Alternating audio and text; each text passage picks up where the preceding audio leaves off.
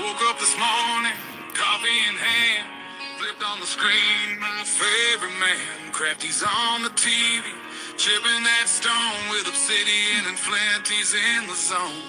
He's shaping the future with a hit and a crack, building the legends, ain't no turning back. With every sharp edge, he's teaching the way of the ancients who thrived back in the day. Crafty on the TV, talking that smack, stone carving dreams, never looking back. From Texas to Vermont, Crafty studies us, chisel in the past, building futures for us. Wielding the hammer, he's steady and strong, crafting a world where we all belong.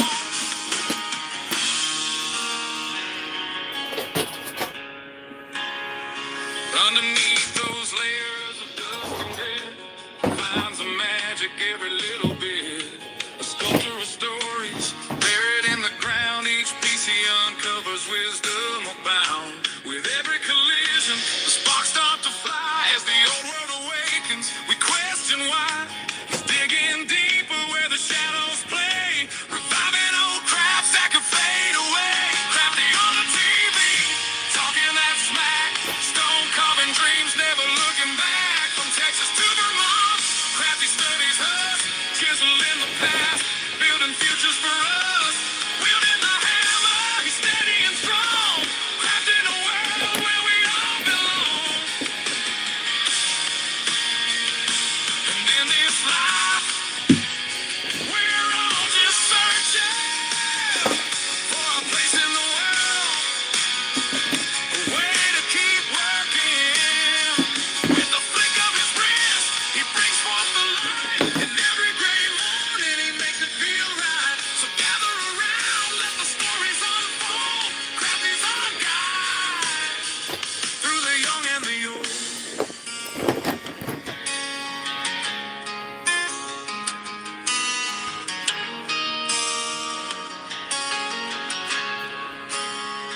With the sun rising high and the day moving on, Crafty carves dreams till the light is all gone. He's shaping the future one chip at a time. With every creation, he's keeping the rhyme. From the heartland of Texas to the mountains of green, the legacy lives on through the stonework unseen. With every perspective, he's showing the way. Crafty keeps going, come whatever may. Crafty on the TV, talking that smack, stone carving dreams, never looking back. From Texas to Vermont, Crafty studies us, chisel in the past, building futures for us. Wielding the hammer, he's steady and strong, crafting a world where we all belong. So here's to the mornings with coffee in hand and Crafty on the screen, the true heart of the land. With a hit and a crack, he's paving the way through stone and through story. He inspires the day.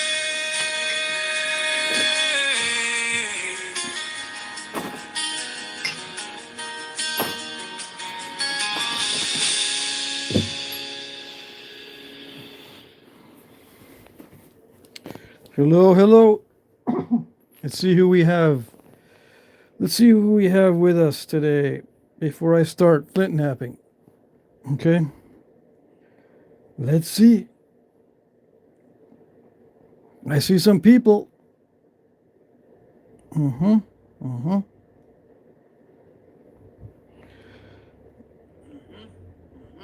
Okay, Dawkinstein, Mike Mason, Ross is here. TJ and Soul is here. Hossein. So we got 81 people watching. I'm going to be using some natural tools today.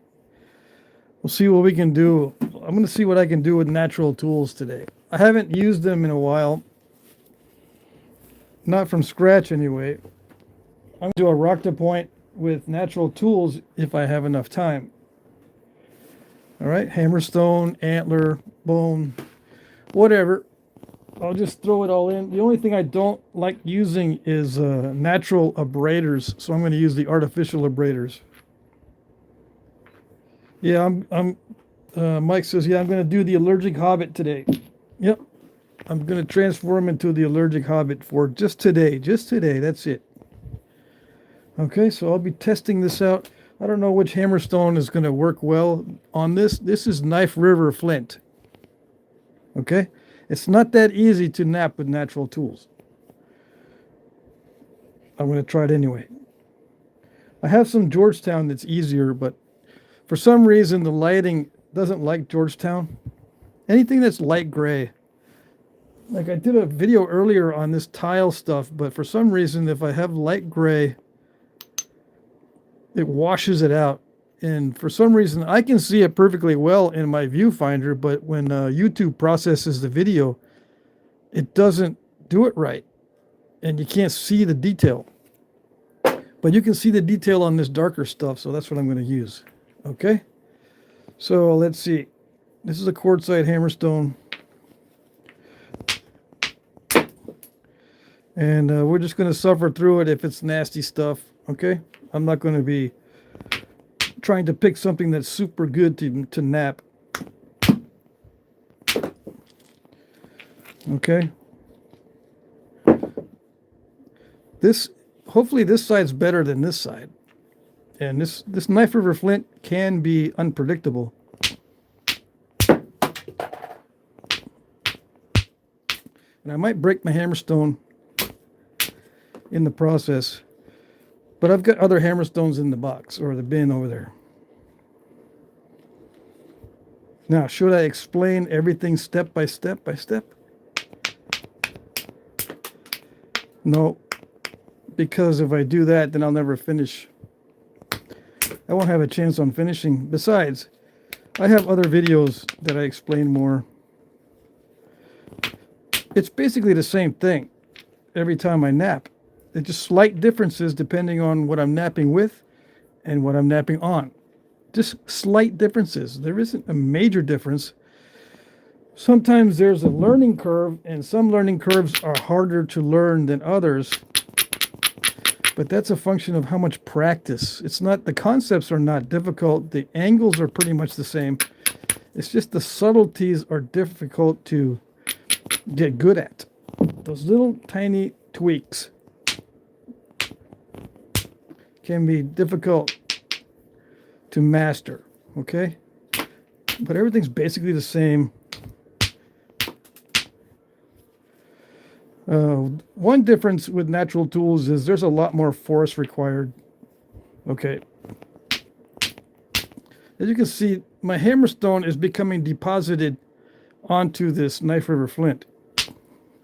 It's a lot of hammerstone being removed from here. A lot of hammerstone being removed and worn down. That's why these hammerstones in the archaeological record are like this. Because they get worn down quickly. Antler is not going to power through this stuff as easily as the hammerstone. But the hammerstone is not easy either. Okay? I could hit this with the Antler, but it'll eat the Antler more than it's eating the hammerstone. Okay?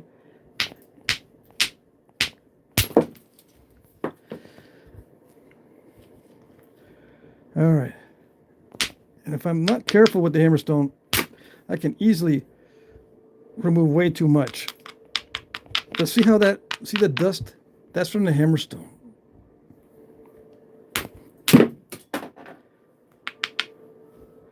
Now, am I complaining about that? No, I'm just letting you know that this stuff wears down. Okay, some people don't understand that things evolve with the tools as you go on with natural materials, where you don't have to worry about that with something like copper. You don't have to worry about this getting worn down really fast like a hammerstone. It's a subtle difference, but it can make all the difference when you're knapping, especially as it gets thinner and thinner. These little subtle differences can make all the difference in the weight of your hammerstones and such. Okay? Sometimes I get frustrated with questions about natural tools because it should be pretty obvious that the natural tools are unpredictable, they wear down fast, and that they're harder to use. But for some reason, those concepts are not grasped easily. I don't know why. Maybe because people don't like to hear that. Maybe. Hey, Jim Farkle. Hey, Jack. Is quartzite river rock supposed to be harder than hell? I took a break earlier because I was getting frustrated. Yeah, quartzite river rock is extremely hard. You don't want to be napping on quartzite river rock anyway. Why are you napping on quartzite river rock? Is like this, right? I use it for hammerstones.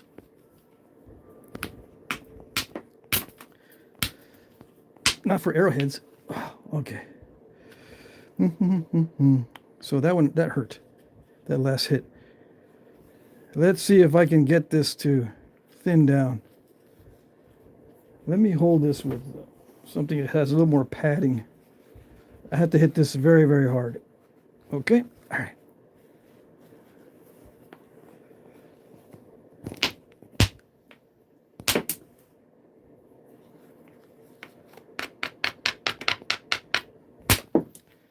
Yeah. Now with copper, I probably could have saved that one. But we're not going to use copper today. We're going to suffer through the hammerstoning.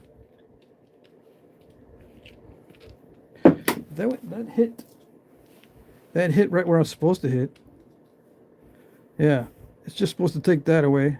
It might have had a natural crack in it already. That's what it kind of looks like right here. So the weak spot opened up.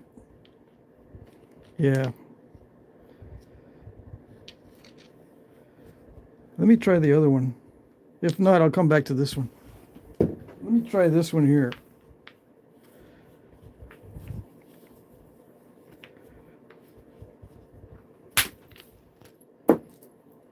This one's that's a natural crack in it. I didn't do that with napping. That's a natural crack.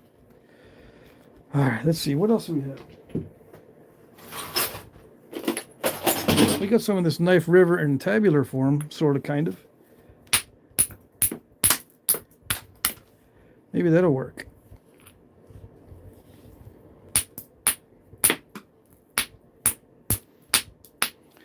Now, some people would think that hammerstones don't smash the workpiece very much. Hammerstones smash the workpiece worse than steel or copper. Yeah. Some people are really good at using hammerstones. It also depends on the material. This one had a natural seam in it. See the difference in a patina between this? Well, this is a patina here, but this here is the natural or fresh break. This is a natural crack, and that's a fresh break. See the difference in color? So that was a flaw in the stone. Caused it to open up. I can still make arrowheads with copper out of these little ones. But I'm going to try to work as well as I can with this. And see what we can do with the natural tools.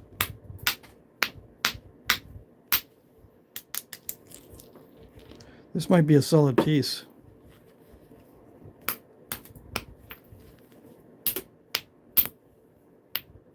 Now, since this is harder to do than with copper or modern tools, I might not be talking as much, which might be a relief to some of you guys.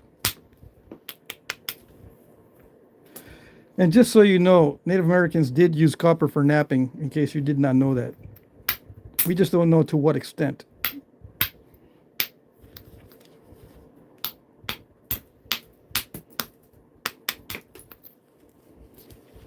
I got a video on showing you some of the tools that Native Americans used that were made of copper for flint knapping. Okay? I'll get into that later when I do a separate video because people don't like hearing that. I'll do a separate video on it with more proof and sources, okay? So that those that don't like hearing it, at least they'll have some sources that they can hate instead of me. Yeah. All right, so this might be a solid piece. after that one break. Yeah.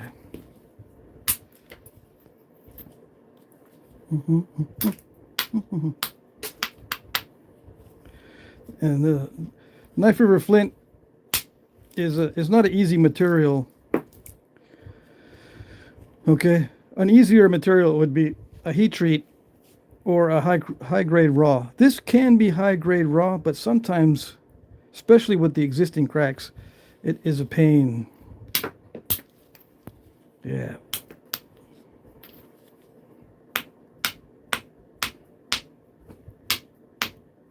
See, I'm depositing the hammerstone dust on this. So I'm hitting in the right spot. It's just not working yet.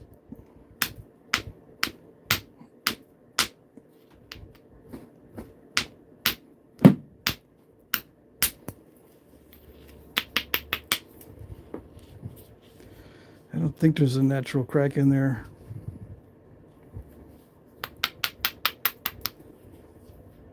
Now with natural tools, you try to go as far as you can with the hammerstone. That seems to be the best strategy. And if I can't, I'll switch over to something else. If I can't get past this stuff, I'll switch over to something. Another natural tool, probably a billet or indirect percussion. Just I want to see where is the best way to attack that.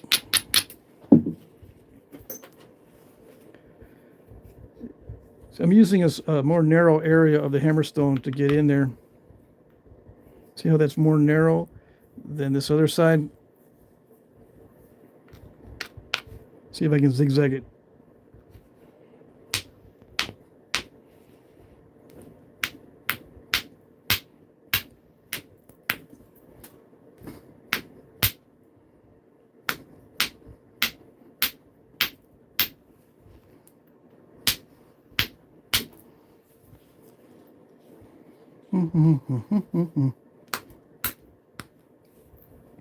Now this is one of the hardest hammerstones you can use, okay? This is quartzite. So even though it's becoming deposited on this, it's not a soft hammerstone. This is the hard hammerstone. I also have another hard hammerstone here, but this one breaks easier. Hey, Marty, $4.99 super chat. His comment is, KRF Knapping is my favorite. Lessons from you, Patrick. Thank you. Well, you're welcome. Yeah, this is from you, Marty. This Knife River. I'm debating on whether to really seriously go to town on this or take it a little bit slow. Sometimes the only solution is to really smack the heck out of it and hope for the best to get rid of some of these lumps. But I don't want to break it in half.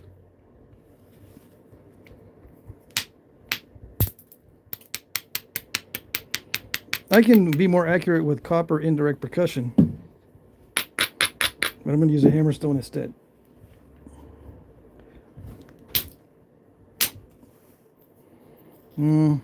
Almost. See, I wanted to go further than that, but yeah. It's better to get a smaller flake than overshoot it and totally ruin it. Yeah. Let me see.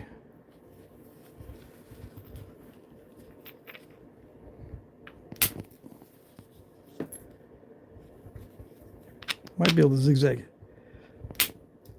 Yeah, okay, that's better. It comes in handy to have good hand-eye coordination, which I do not have. So if I hit in the right spot, a lot of times it's good luck instead of skill. Come on. There we go. I'm starting to heat up, so hold on. This is getting nerve-wracking. It's getting thinner. And no, the Antler billet will not work better than the hammerstone at this stage. Let's see. Comment, folks. Let me see. Let me look at the chat. I have a feeling there's a bunch of comments that I'm missing. Let's see. Does anyone know whose birthday it is today? Yeah, whose birthday is it? Comment, folks. Is there any secret tricks or pointers finding river chert Tennessee ways? Like, do you dig for better or drive for them or dive for them? Tennessee river chert, you just have to walk a lot. It's on the surface. You just have to walk a lot, and you're not going to find big pieces. If you've gone somewhere where there is chert, there's been 100 people there already in Tennessee. I don't care how remote your location is. I'm exaggerating when I say 100, but there was at least 2 people before you. And they picked up all the good stuff. Alan says, I must be shadow banned, I'm late. I don't know. See, I don't even get notifications on my own live streams. Let's see. Who do you think I am? Says, I'm making it look too easy. Yeah. I've been told that. It's not easy, though. Mike says, I got a couple of road rocks this week myself. One obsidian and the other limestone chert. I see. Just got home from good fishing and napping session, says Marty. Let's see. Longest nap session you've ever had? My longest napping session? Probably a full 10-hour day. Various points with hardly any breaks. Yeah, in the beginning I was napping a lot when I went out to go to nap-ins. I would nap all day at a nap-in. At my house, I couldn't because of all the kids. You know, there's always something that interrupts me. I can only nap for maybe 35 minutes to an hour or so if I'm at home. But I went to nap-ins and I would nap all day. Keith Callahan is here. All right. All right, if there's questions, I'll try to answer. Warrior works training. I've watched so many videos and worked so many rocks, and I've mastered. All I've mastered is making turtle shells. I can make bird points pretty easy, but I just can't seem to thin anything. The secret to thinning is hit it like you want to break it, and you've got to keep breaking rocks over and over, trying to get them thin until you can get them thin without breaking. You're going to have to hit that turtle shell until it actually breaks, so you know the limits of the stone. And then you're going to try to thin it, and then to break it again on the next one. You're going to have to break hundreds of stuff, hundreds of pieces, not kidding, and before you can learn to get them thin. If you're having trouble.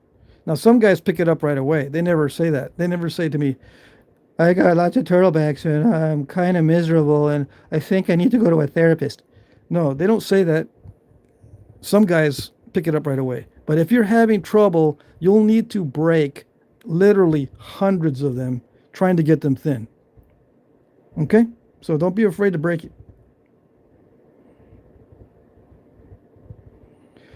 Let's see. Gary's here.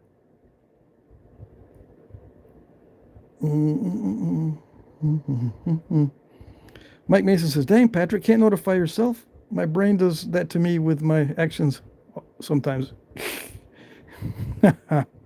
All right, let me get back to the napping. I'll get back to the self-torture here. I'm trying to nap with natural tools, okay? It's been a while.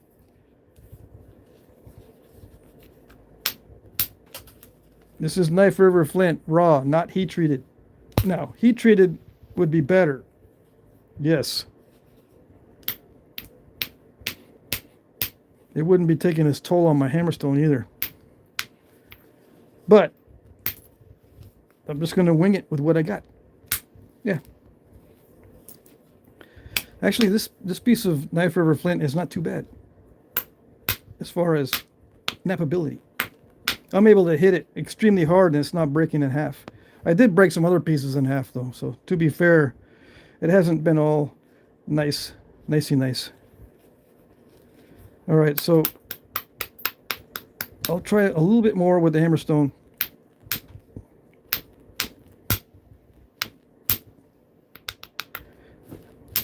Some guys don't want to knap these little pieces with natural tools.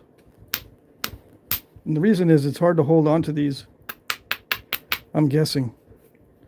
Hold on to them firm enough to get enough force to transmit into the stone. Come on. It's not working. It just smashed it. Hammerstone smash. And no, if I use a softer hammerstone, it'll be even less effective.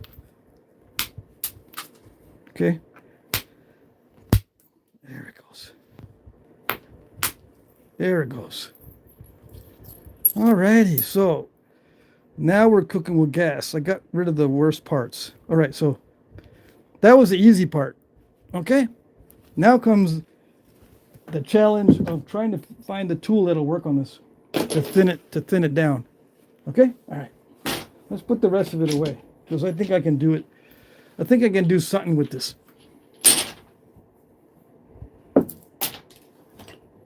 Let's see.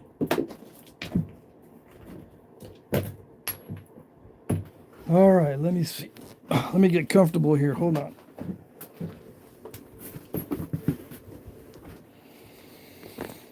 Okay, so natural tools on this little piece. How big is it? 3 inches by 1.25 inches. Okay. Very typical size for a little dart point biface. Okay. Now, you can argue that only some of them were made this way. Most of them were made on flakes. I don't know. I find a lot of these, believe it or not, as artifacts. Sometimes I don't pick them up, but when we're looking for flint in some areas, you'll see these little preforms like this. But I don't pick these up because the only thing you can do with these is knap them, and I don't want to ruin the artifacts, you know what I'm saying? But we do pick up some of these artifacts, and I have tried knapping some of them that look like this, and they're actually mostly good materials. Just so you know. They're not like extremely hard material to knap type stuff. Okay? So they do knap these of this size. They don't start with these big nodules all the time. Now, sometimes they do start with the big nodules and then whittle them down to this size. Yes, that does happen as well. And that's proven especially at the Galt site in Texas, Gault. All right, they start with big preforms and end up with little bitty, comparatively speaking, little bitty Clovis points and such. Okay, all right. Why do they start with big preforms? I don't know. I don't know.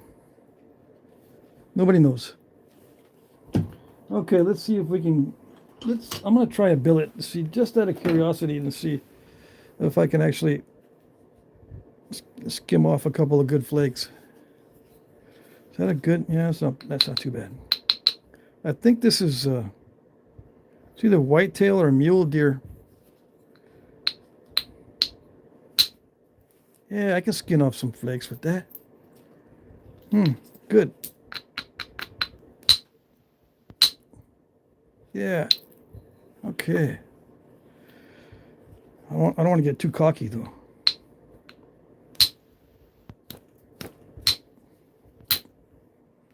Yeah, there we go. All right, so I can probably proceed with this.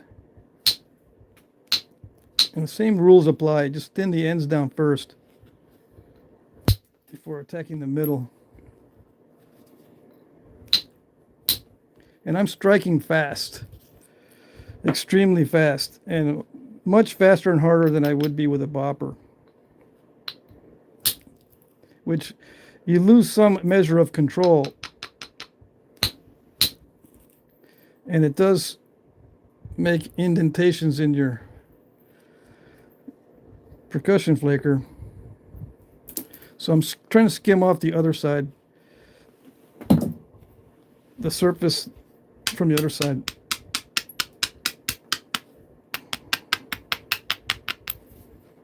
This is the bad area here. I'll wait to try to tackle that in a minute. I just want to get used to it with the billet first.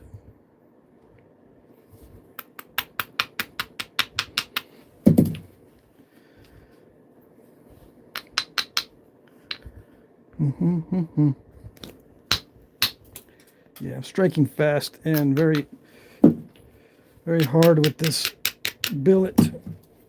Okay. Oops, a little bit too much.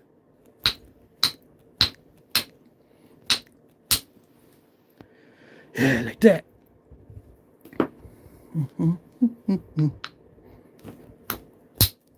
Yeah, like that.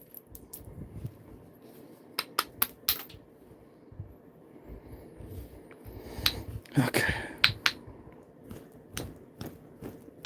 Oh, I just want to hit that little area. Okay. Just let me hit that little area. That's it.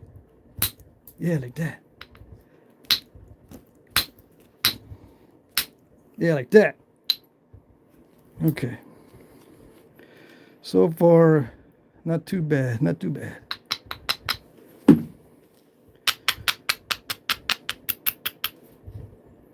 Yeah, I'm going to be focusing on this because it's more difficult than normal.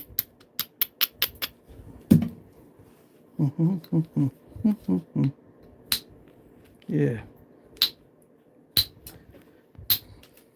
There we go. Whoops. Oh well.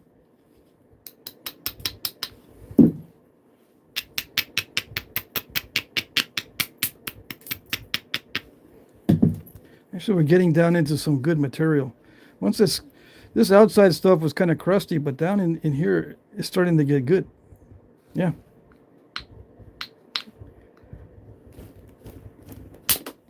Did it do it? Oh, almost. It shot across this way. Almost got it. All right, so my accuracy is starting to not be so good, so I'm going to switch over to indirect percussion. I did manage to take off some of that lump, so that's good. I think I can finish this off or start to get it thinner with indirect percussion. Yeah, all right.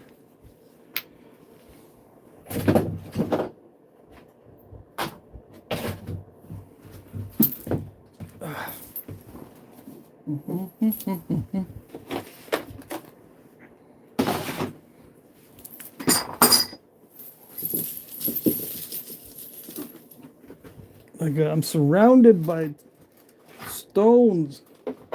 Why is that?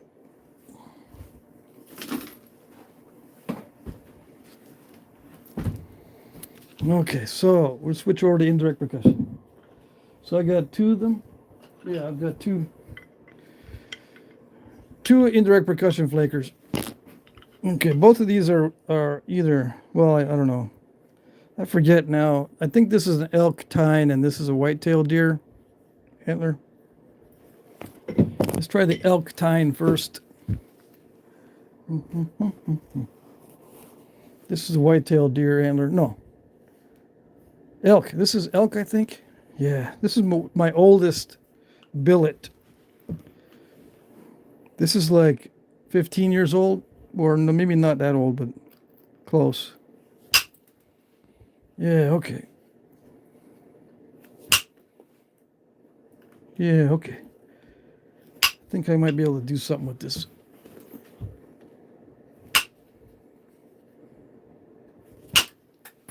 Yeah, I can zigzag now. As long as the antlers don't break, I'm in good shape. Yeah, like that.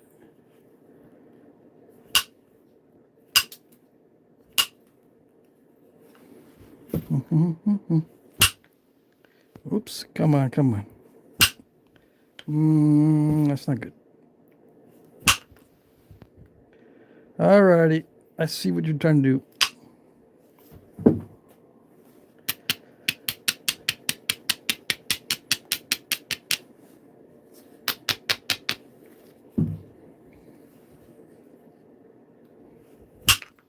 No. No.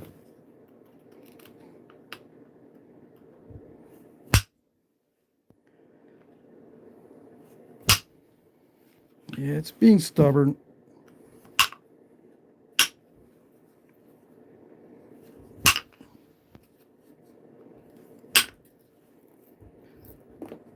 I knew you can do it, but it's the wrong direction. It's difficult to get the right angle on here. So I took a flake off in the opposite direction to drop that down a little bit more. That doesn't always work. Sometimes when you drop it down a lot, it just breaks it in half when you hit it. Yeah, because Antler pulls a lot more than copper. Yeah, like that. There you go. Did it do it? I think it did it. Yeah. See, I got a full range of motion. If I was on my lap like this or on my leg, I couldn't smack it that hard. I couldn't full range of motion all the way down with a follow through. That's why I don't nap like this, because you can't have a full range of motion. It doesn't give me the opportunity to take off flakes like that if I'm on my leg. I have to use a really weak material if I want to do that. But over here, freehand, I can tackle tough stuff and smaller pieces. Let me take the glove off. All right, let's see what we can do.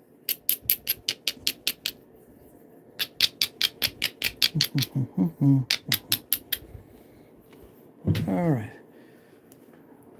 Let's see now.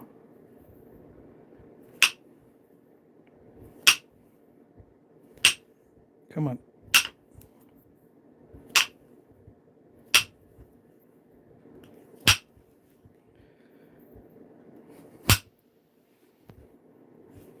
See, full range of motion. That was an extremely hard hit. I need that full range of motion, or I can't get those hard hits.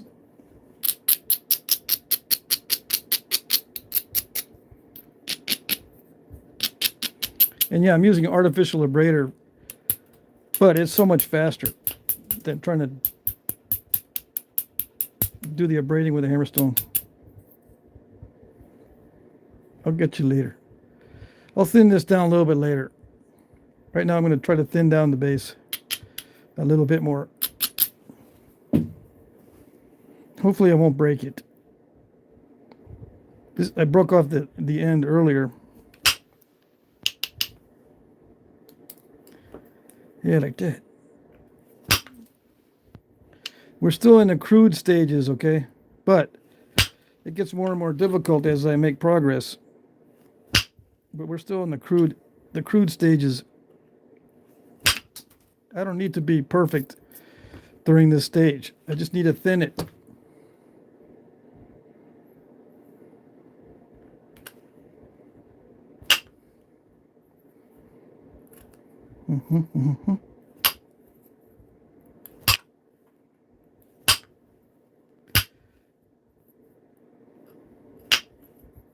Come on. I need to sand this down. See, it was nice and contoured before I started, but now it's starting to get pitted and all kind of, I don't know, messed up. Okay.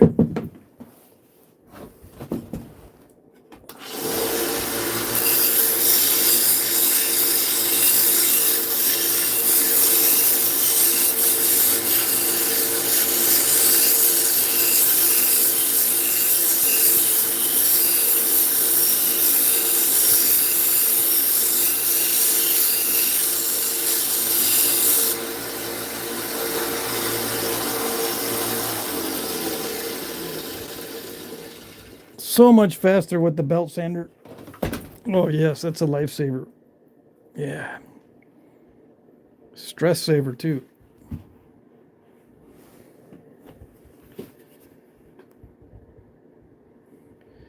Logan says, how long would it take to do a 4-inch blade? It depends on the material. but it usually takes me about an hour and a half nowadays. It used to take me half that time when I wasn't trying to sell them. Yeah. I'll get you later. I see that little lump. I'll get that lump later.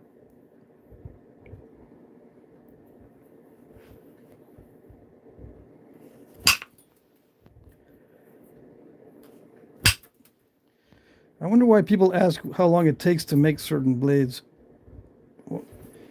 When you ask a question, do me a little favor and tell me why you're asking it so I know why you're asking it. It's good to know why you're asking the question so I can answer it better. Because maybe you're actually looking for an answer that I'm not thinking of.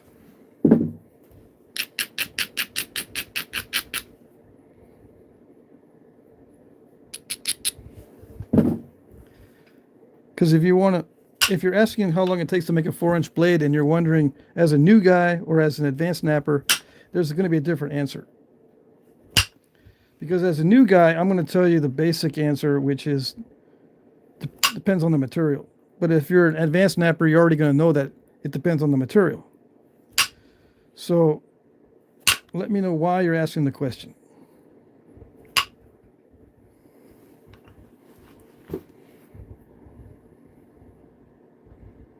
Let's see.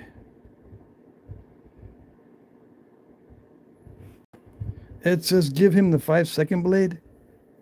What does that mean?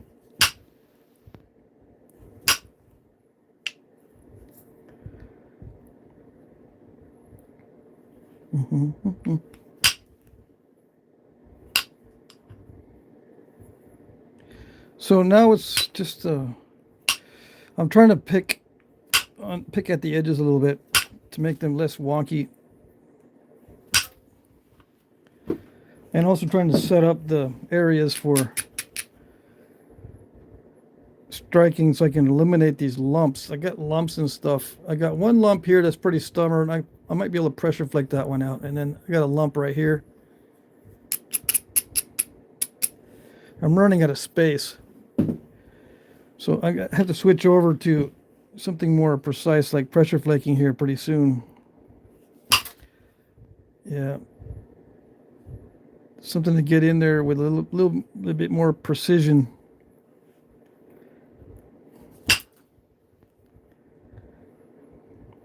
But it's hard to thin it down with pressure.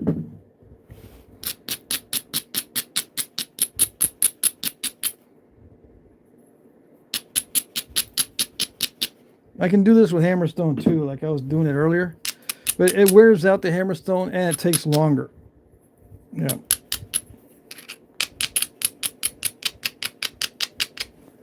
And no, it doesn't work any better than the artificial abrader. Hammerstone does not work any better than the artificial abrader. Or even a grinding stone. I can use a sandstone. It doesn't work any better than the abrader, the artificial abrader.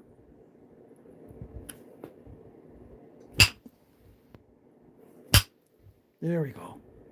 See, that's what I want to do.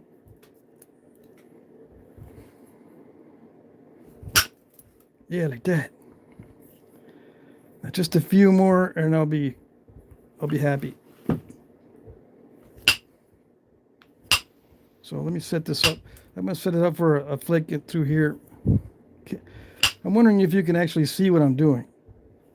I can see okay, but I'm wondering if it's still in focus with every hit.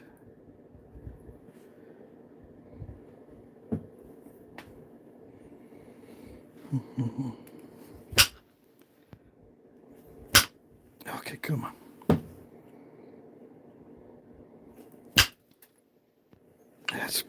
It's a bit crunchy because this is it's a large area that I'm hitting with. So it hits in areas where I don't want it to hit. I wanted that flake, but not this flake. And that flake stepped as well. So you went in two directions because this is kind of fat.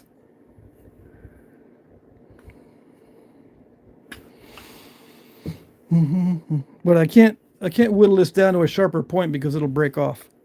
With the amount of force that I'm using, it'll break. The antler will break. Well, that wasn't too bad.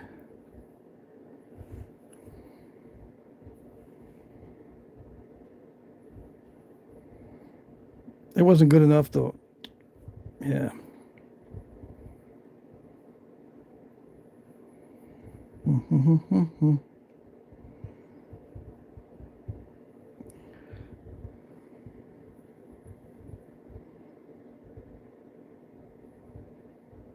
Dang it. There's no good hits. No good opportunities.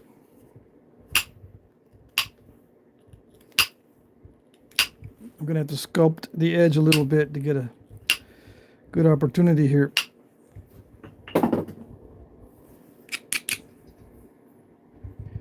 Ralph says, could axis deer antlers, I heard that, yeah, you can use antlers at axis deer antlers, yes. And they work better than spongy elk, yes. But they also crack easier too. Axis deer antlers are better when they're thick. If you start to thin them down, they're kind of brittle. They're best for billets. Whitetail and elk are fine as long as they don't have any pith. There's no pith in this yet. It's still solid antler. If it gets pithy, you can see it here. That's when you can't use them for indirect percussion. And axis deer antler, I think it'll snap right off, but I need to work with axis a little bit more so I can be more accurate in my assessment. The ones that I have used before that got thinned down have snapped. But it could be just the antler that was not stored properly or whatever. And too dry or whatever. Let's see if it did it. Ah, yes. Okay.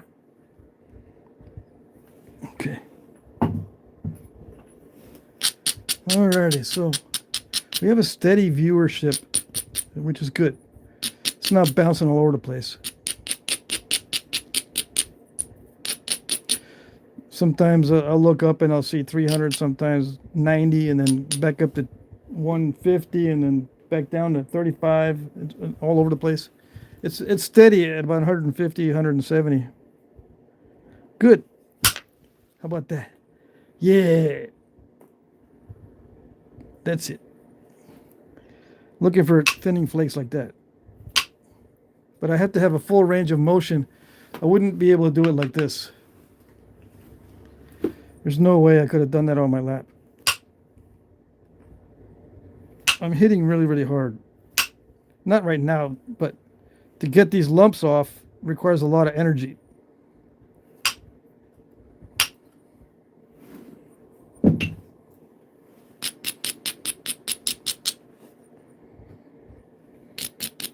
And yeah, I got to abrade it because all that energy needs to be used in removing that big flake instead of used to remove just the edge. If it's all weak on the edge, it just crushes it and removes only the edge. I've got to remove a big flake. That's why I had to grind it down. Before you ask. Yeah. Let's see. All right, yes. Okay, so let's look at this progress. Let's see. I think I can do a lot of this now with pressure flaking. I might be able to take a few more percussion flakes, but it's risky. But you know what? Risk is my middle name. Yeah.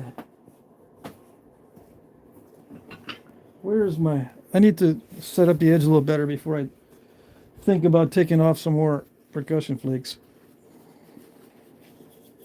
Get that. I'm going to get that lump off the tip. Yes? No? It's too... I ground it down too much. Yes, yeah, I ground it down earlier. And I kept hitting it earlier. Too much. All right, let's see. What am I going to do? I'll have to sneak up on it. which means I'm going to zigzag it.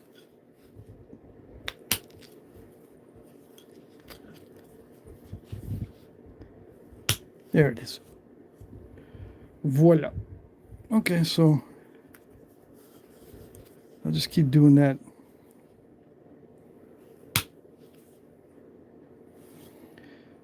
Now, let's see. I do need to thin it here, up here on this side. So let me set this edge up. I'm going to do some more percussion strikes across there.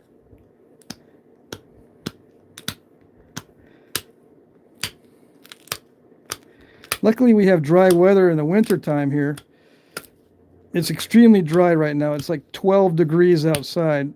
So that's good for the antler. When you have dry weather, it's good for antler. Come on. I say that and then it starts to misbehave. It's eating the antler for lunch. But usually when it's nice and dry, it doesn't eat the antler for lunch. Until I say it does. Or until I say it doesn't. Okay. Let's see if I can remove some more mass from here.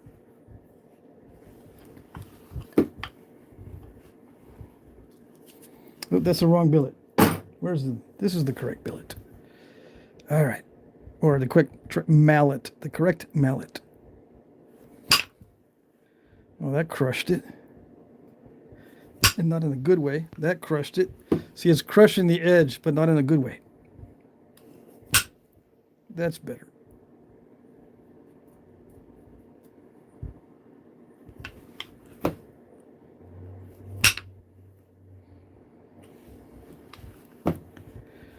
Okay. Yeah, like that.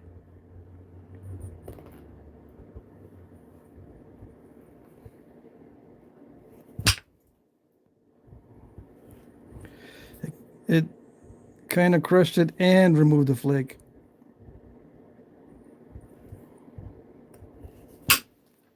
Yeah, like that. That's better.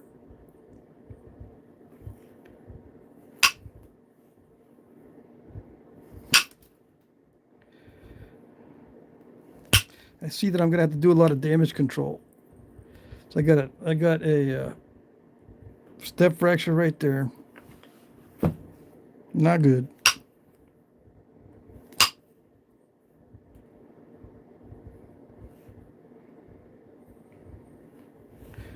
Let's see. I'm thinking, how many years of experience do I have with antler tools?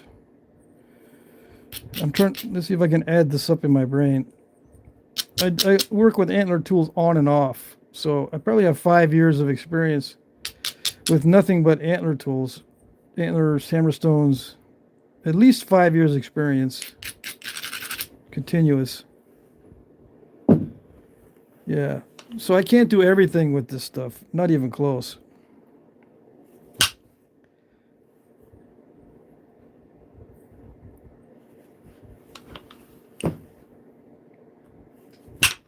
When I mean everything, I can't do all the stuff that I want to do. See, I just messed it up there with a couple of crushings, which means this whole piece is going to have to get more narrow to fix that.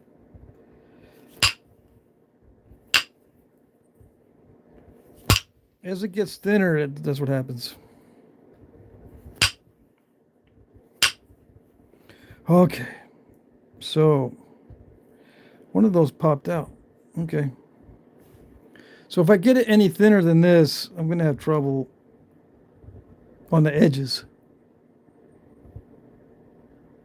So let's see what I can do with this. Okay, so this one is 2 5/8.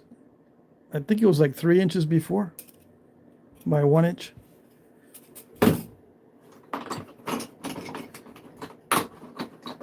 Where's my typical that'll dart foreshafts? Oh, here they are. Cool. Let's see. It's still too thick. It's still too thick. I'm gonna have to thin it down at the base. Yeah. Okay.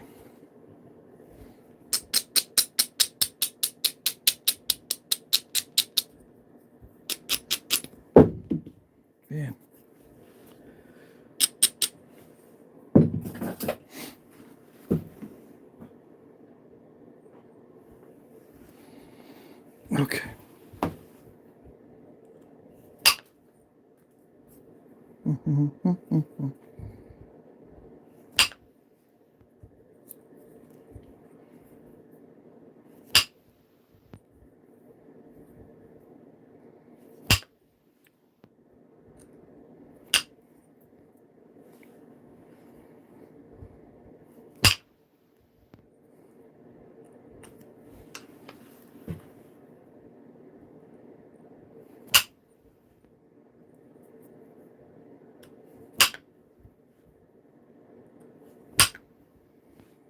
Oh, that's not doing it.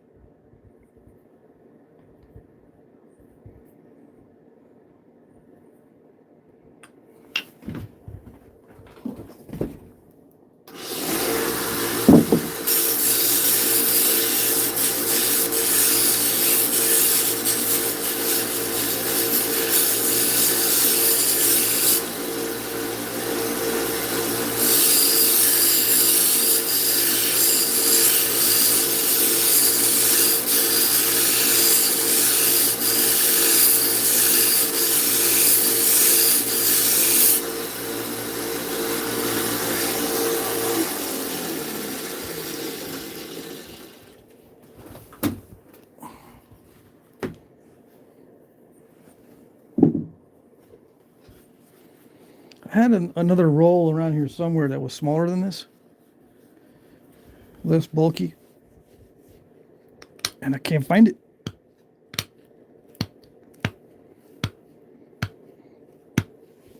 That's why it's not doing. It's ground down too much.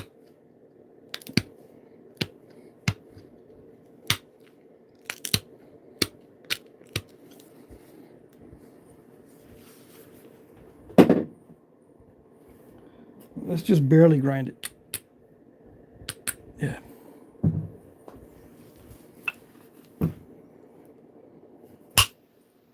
There we go.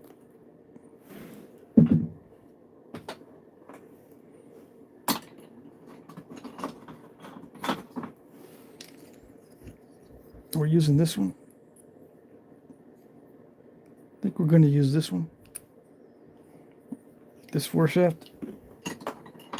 Where's the other one?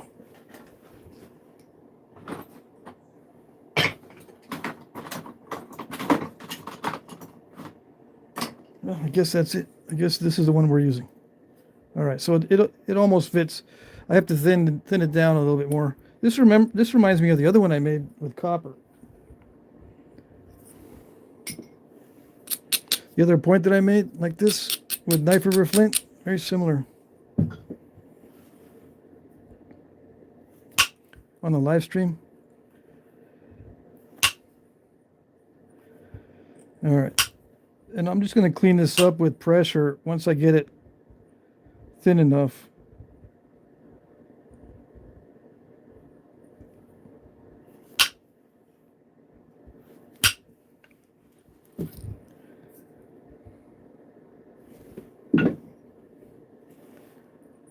Okay, so it fits. It just a little bit lopsided. No, it fits. Yeah, so now I just need to, you know, put the notches in or whatever I'm going to do with it. Maybe a stem, maybe notches, I don't know.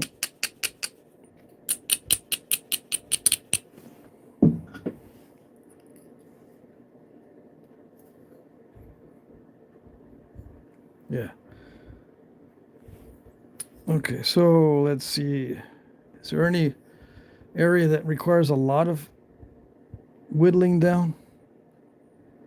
Yeah, right where the area where I caused a step fracture, it needs to be whittled down. I might be able to get that out with pressure. Maybe. Okay, so I'm going to switch over to pressure flaking, and I'm going to have to experiment with different flakers. This one seems to be a little bit too slick. It's slipping a lot, so let me see. I'm going to experiment with different flakers. See which one is more grippy on this.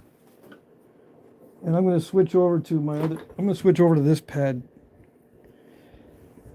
I like using the roll because I can exert a lot of pressure with this, and it won't hurt my hand whatsoever. But it also has a chance of snapping it in half more than this.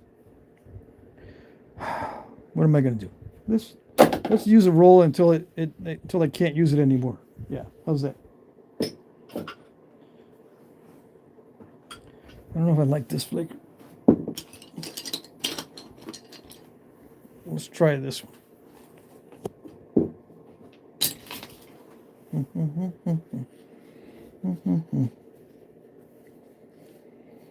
Okay, so if it starts to crush as I'm pushing in, I know I've got to abrade it more.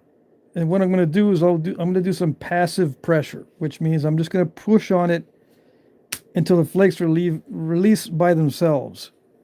That gives me a longer flake.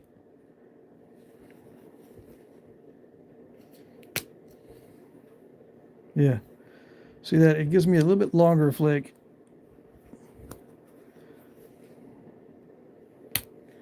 Because I'm going to have to thin it down as well as shape it. So I need longer pressure flakes than normal. Because I'm trying to thin it as well. We'll see. There. See, that's a good flake. But it requires a lot of pressure, a lot more than I would use with copper. And I'll keep saying that just so you guys will know the differences. It's easy to snap these tips off too, so there's that. You gotta watch it. Ed Gould, $5. Happy birthday, Patrick. Cupcake fund. Oh, don't tell me about cupcakes. I resisted the temptation to buy sweets today. Yep. I'm not gonna do it.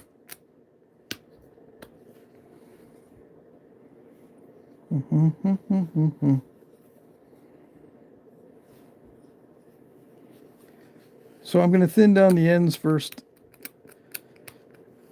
See how that goes.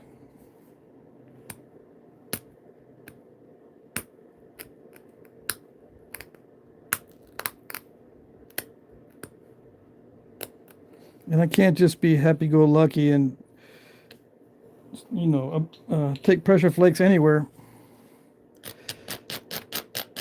I have to be a little more careful when I'm using Antler.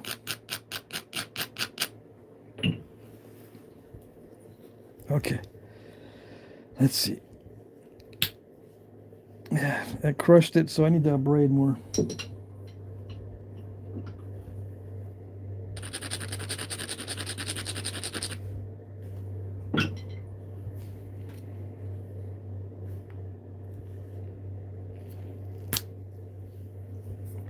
Yeah, like that.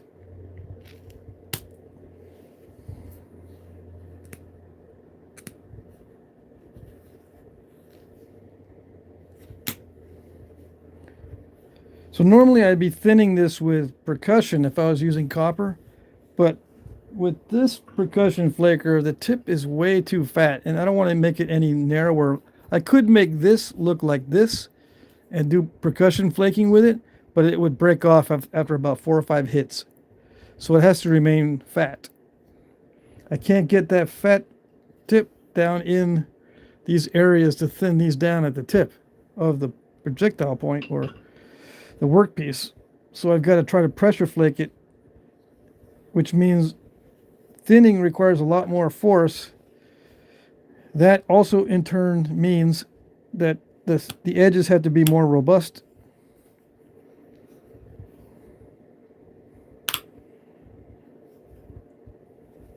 But I don't know how much more, because it's been a while since I've been using Antler. So I had to experiment. I've got to wait till it... Well, I have to fail before I know I know what to do. So just got to do it that way.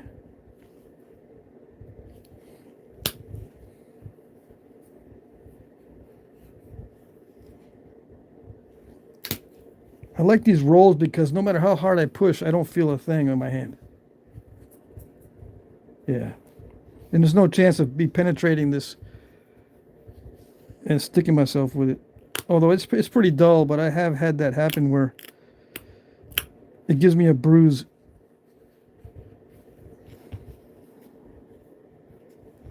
It is kind of spongy, so you got to watch out for that. It could snap the whole point.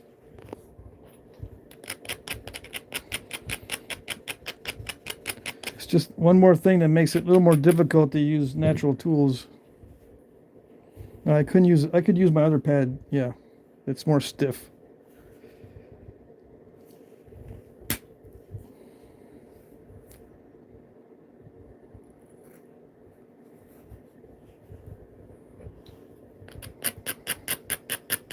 Let's try this one. Let me whittle this tip down a little bit, see if I can get that other flaker. This one here, it's starting to become uncomfortable. So I'm gonna make this tip a little sharper, and hopefully it doesn't snap off when I apply the pressure.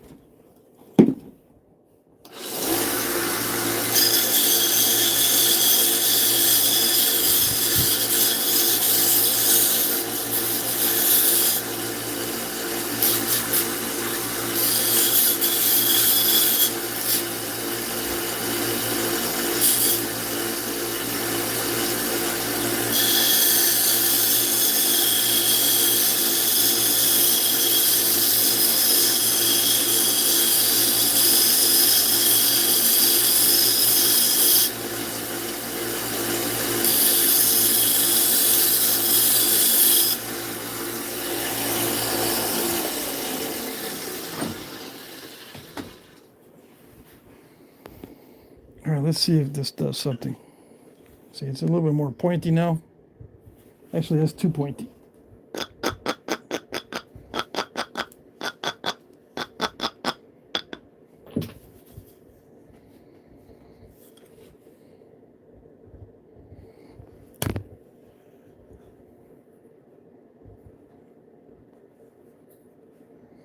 Yeah, it's okay, but I need to dry the flakes further than that.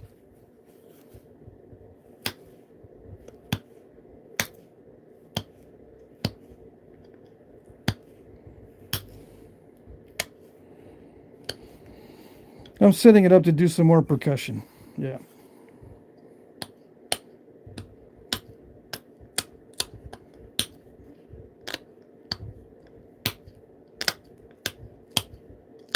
I don't have to thin it down in the middle.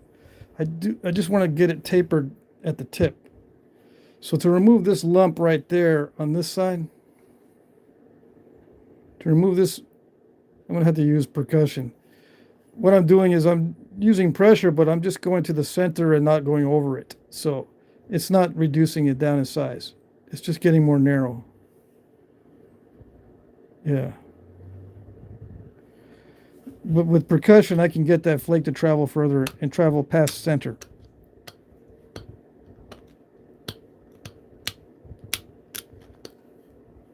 I can do this. I can hit this, but a lot of times this will crack.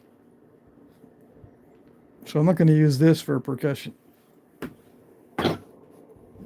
Go back to this silly thing.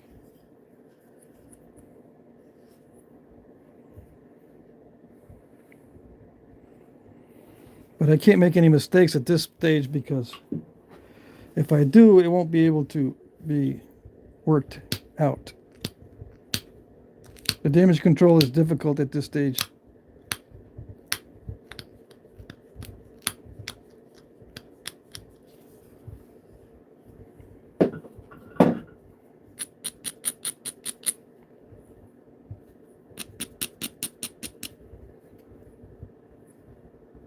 All right, let's see if I can do it. Let's see, which one might be better? I got two options. I could try that. But I've been using this the whole time, so it's safer just to use the one I've been using the whole time. Okay? All right. Yes? Yeah.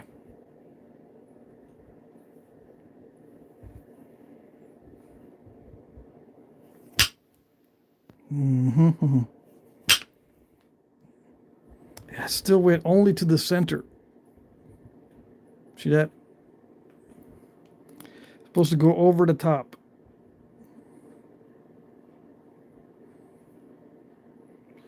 instead of stopping right in the middle. Let me see.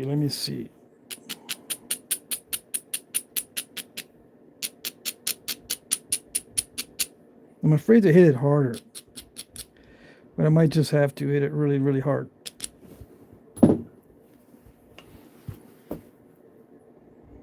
When things don't work, I usually have to hit it harder. Yeah.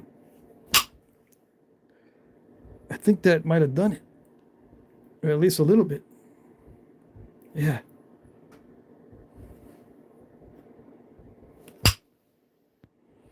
Well, that time the antler got deposited.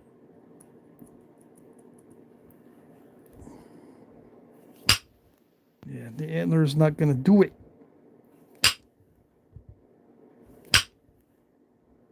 I think the pressure flaker will do it.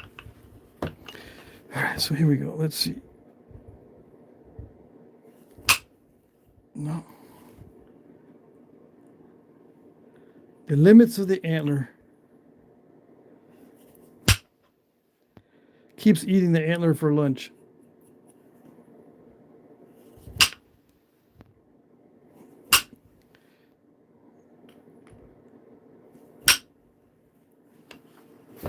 Copper, I could do this no problem at all. Yeah, copper would do this no problem. And it's not that this antler is weak. It's just that I had to abrade it so that it will take a flake. But it's kind of sharp. Now that it's thinner, it starts eating the antler for lunch. It's actually cutting into the antler instead of the antler napping the stone. There we go. I had to overlap it just a little bit more. All right, so maybe pressure will fix the rest of it. Yes? Let's see.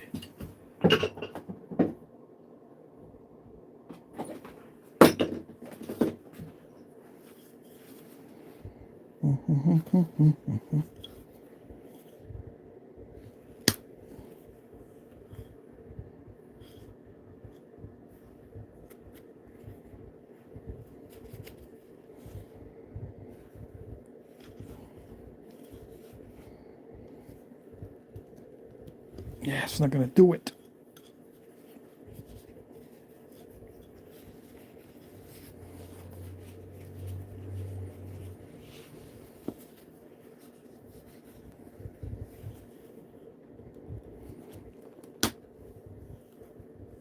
I think that did it.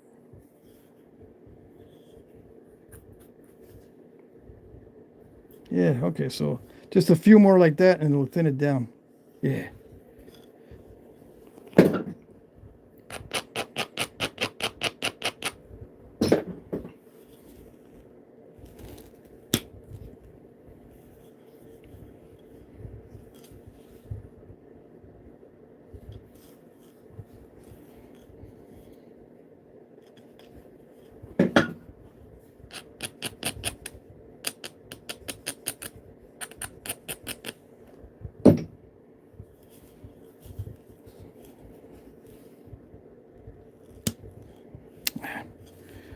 Not like that.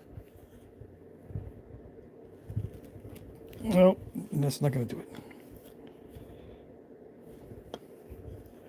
Okay.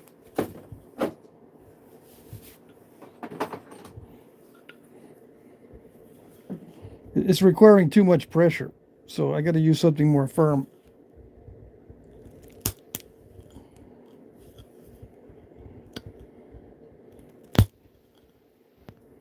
Yeah, like that.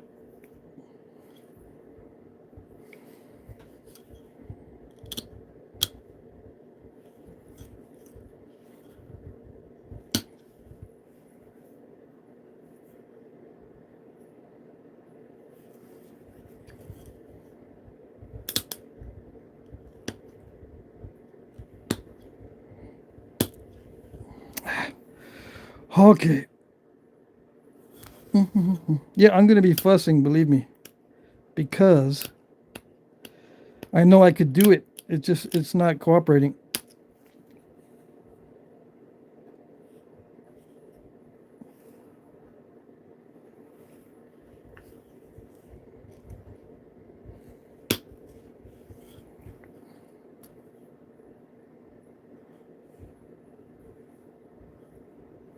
All this just to thin down the tip. Yeah, I know. Because I don't want to break it. If I break it on video, it's not going to be worthwhile.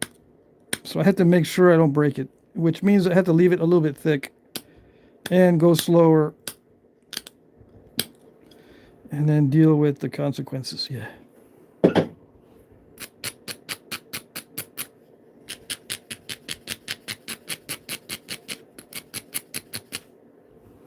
I've got to find I have another pad that's got leather on wood. It gives me more firm support. Of course, sometimes it stops the flakes. Not like that. Okay. It's one of those days.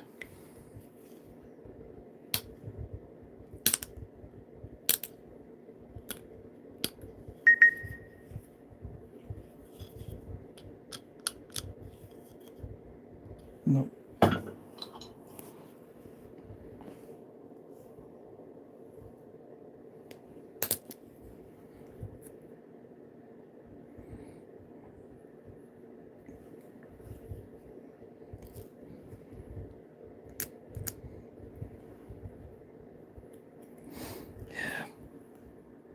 Okay. You win. The stone wins.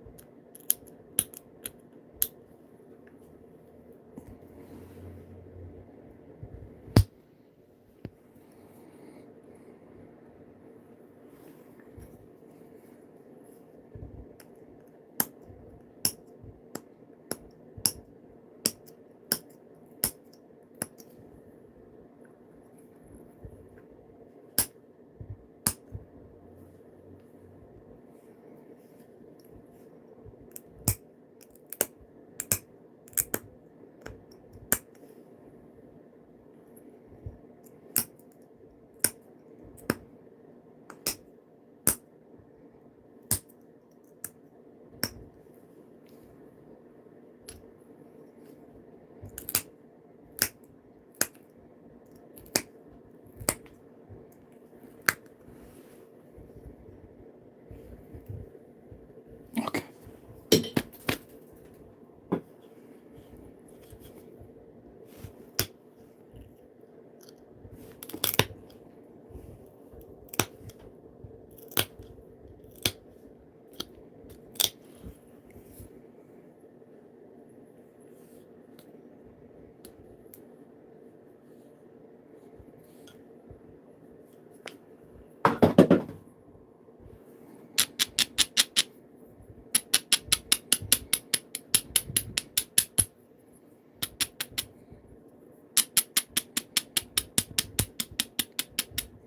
Yeah, the stone won that battle up here.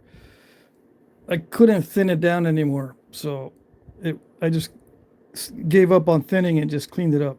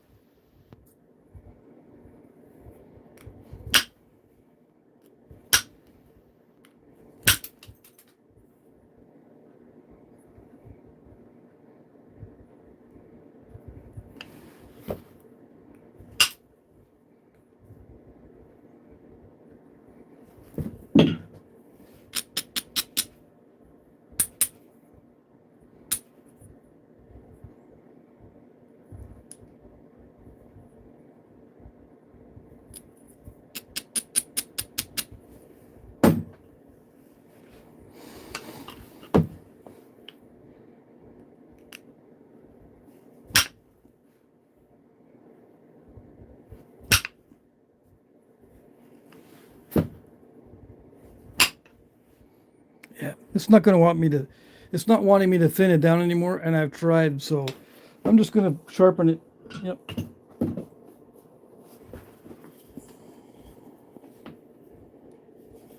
I'll have to find something that's tougher than these antlers.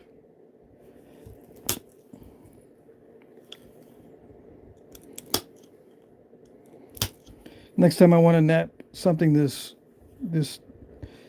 raw and tough. It's raw Knife River flint. And it's not the, it is good quality, but it's one of those tough ones.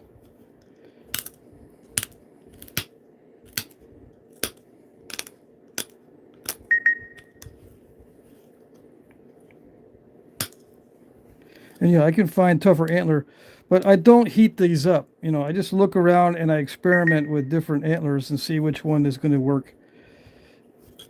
But I don't want to do it tonight because it'll take too much time.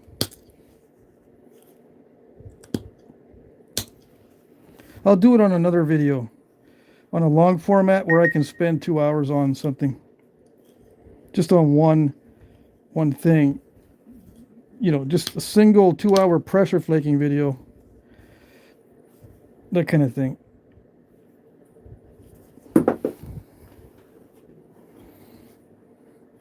So you can see I got rid of the crushed, pretty much the crushed stuff, except maybe right there there's still a little bit left.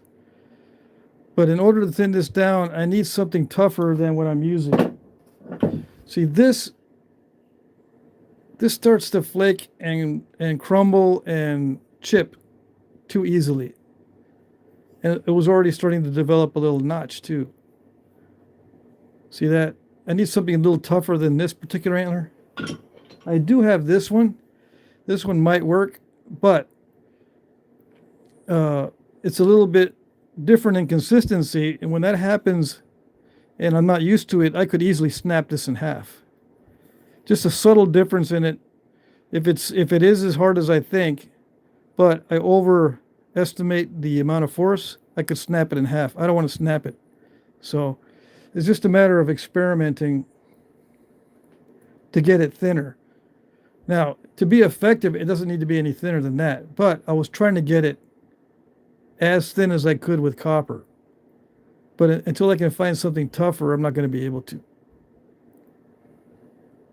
And yeah, there's tough antler.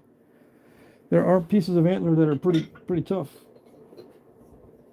Sometimes you can find bones that are tough too, but you just got to experiment with lots of different stuff, a lot of different pieces.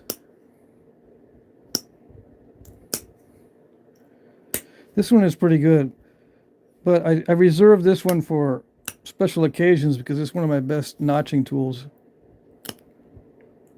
I don't want to mess it up. But yeah, this antler's tough. So let's put some notches and get this over with. I got 45 minutes left. I want to do something else.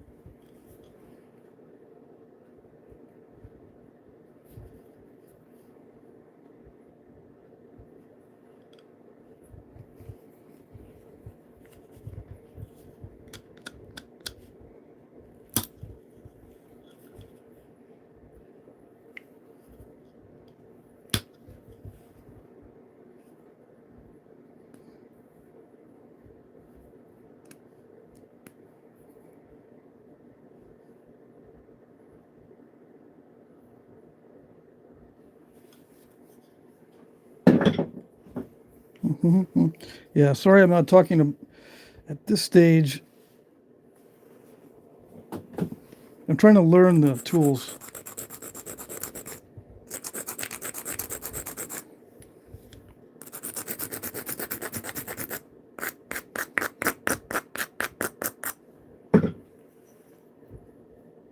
I'm trying to learn and see what the tools can do.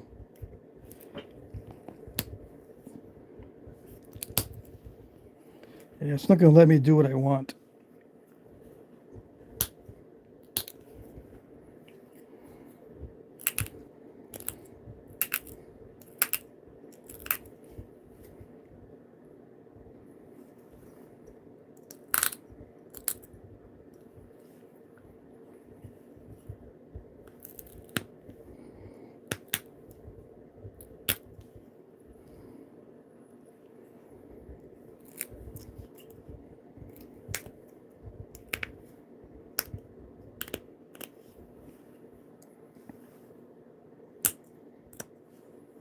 I can't achieve the depth I want yet with the tools I have.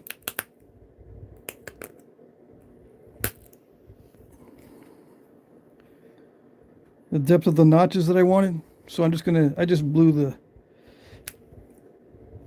the ear off the stem, which is fine.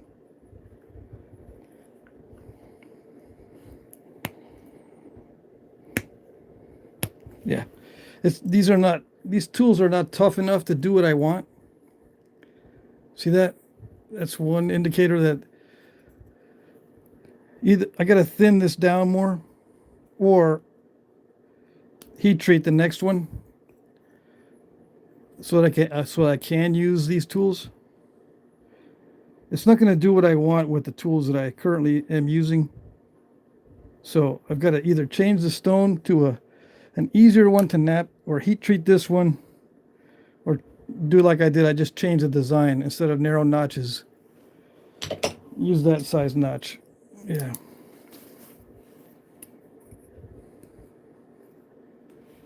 Good enough.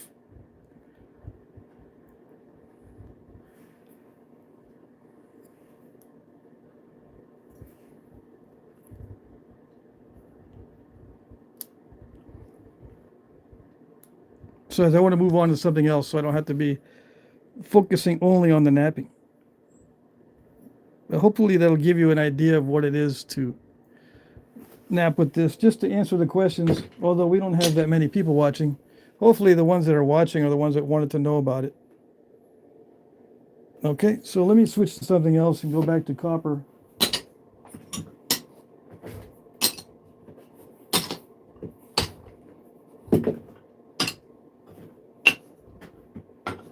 And I'll read the chat too. I'll look at the chat, see what's happening on the chat.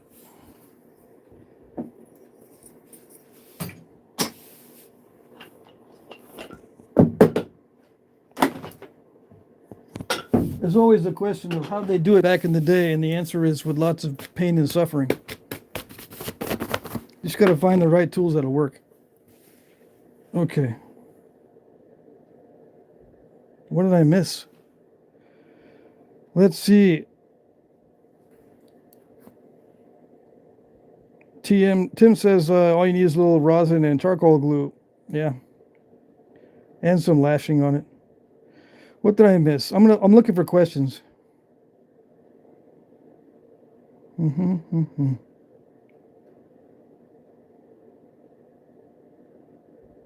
Ed says, what would you like for your birthday, Patrick? I don't know. My sister asked me the same question. I said, I don't know. I do not know. Buckskin says, I like this live stream view better. You can zoom in on the rock. Oh, cool. Plebia says ASMR is fine. All right. Sam says, thanks for the replies. I don't know anything about this, but I find it interesting. I found one on Tillamook Bay, but the tip was missing. I see.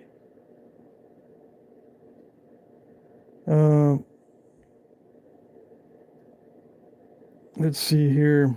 Sal's in the house.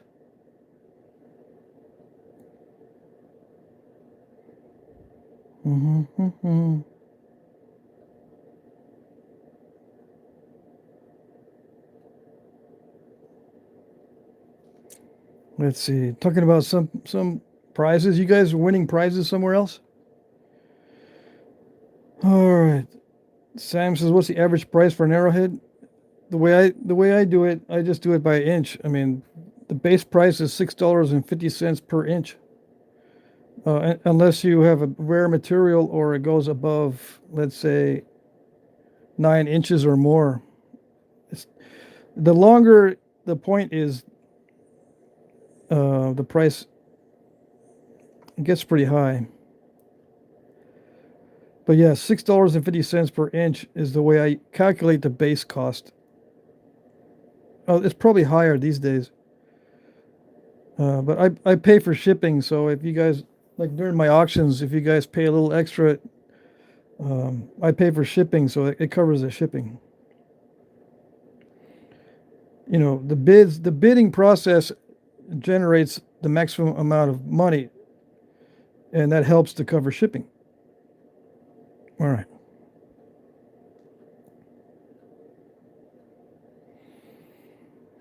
Marty. Super chat, Marty. $19.99. Awesome. Thank you. Thank you very much. M Money. Wow.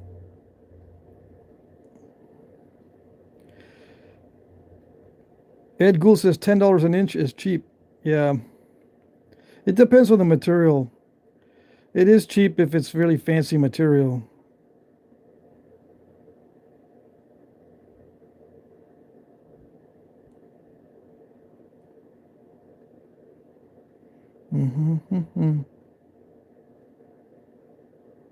So yeah, I'm looking for questions in the chat in case you're wondering what I'm doing here. Let's see.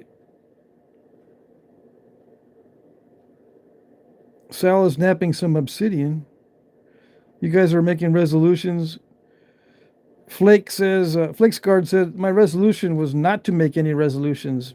Yeah, I didn't make any resolutions either. To tell you the truth. Yeah.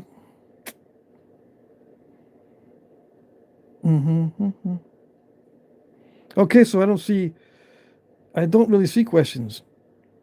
That's fine. That's fine, fine. I don't see like people posting numbers anymore either. I would think we stopped all that, at least temporarily.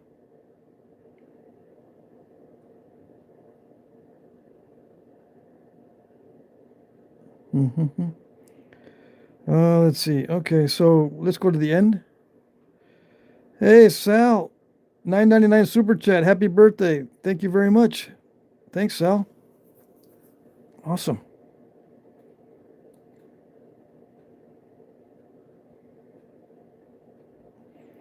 Napping fun. Marty says we sang you happy birthday earlier in the chat. Oh, dang.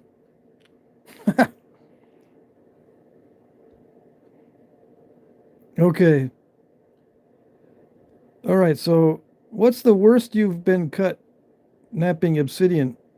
I have not been cut very badly, believe it or not. I've been cut worse with chert than anything else. I have not been cut really bad with obsidian. No, I'll keep my fingers crossed. Yeah, just minor cuts with obsidian. That's it.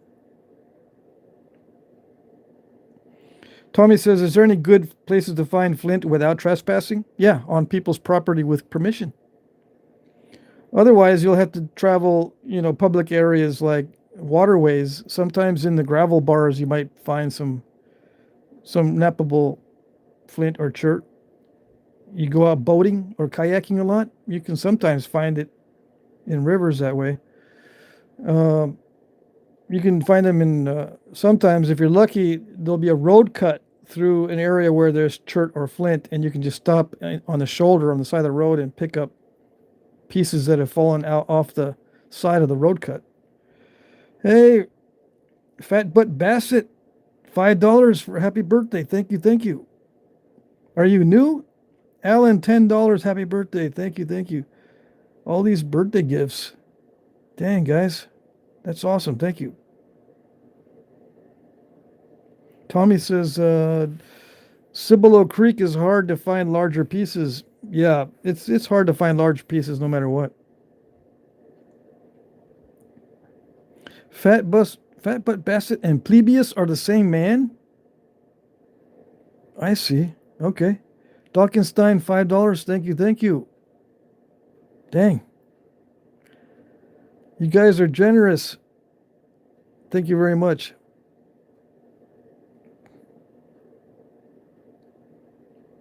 Tommy says that was a nice point. I don't know. I spent a little bit too much time trying to thin down the tip there. I think next time I do one of these, I'm going to have to try to thin it down more aggressively earlier on. And then find some antler. I've got some Axis deer antler. I might be able to make a percussion flaker out of it. I just need to experiment some more. Hey, Jared, $10. Thank you. Wow. And Devin, $5. Kerchow. Red River Walker says, my property is loaded with flint. I finally uploaded my first video to YouTube yesterday. I was surprised with the views already. Just arrowhead hunting. Awesome. Yeah. Sal says, hell yeah, guys. Yeah, thank you. That's awesome. Ken says, happiest of birthdays. Yeah, it's been a good day. It's been a very good day. Oops. Oops. Wrong buttons. Someone asked me if I got a card. Mike says, did you get a card from me? Yeah, I'm pretty sure I did. Did I not send you a picture? Hold on, let me see. Mike sent me a card. And I'm pretty sure I got a picture. Let's see. I'm going to look for the picture of the card, of the Christmas card. Is this it?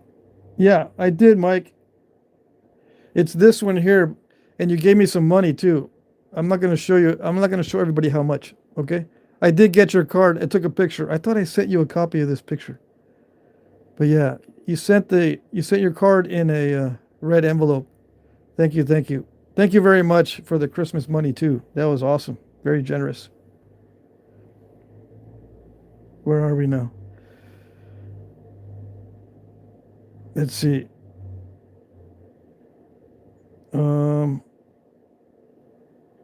Let's see. Gary says you almost get enough money cash tonight to get you a new wife. Oh, yeah, I wish. Yeah. I was wishing for a new wife a long time ago. I've been divorced since, let's see, 2015? Dang, that's a long time ago. I've been wanting a new wife for a while now. Kind of, sort of. I don't know. I kind of like not having someone, not having someone to argue with me, I guess. I don't know. There's good and bad things about having someone in your life every single day. What I hated most was the arguing and the not getting along part. Yeah, if I get married again, it's going to be with someone I get along with very well. Yeah, I'm tired of the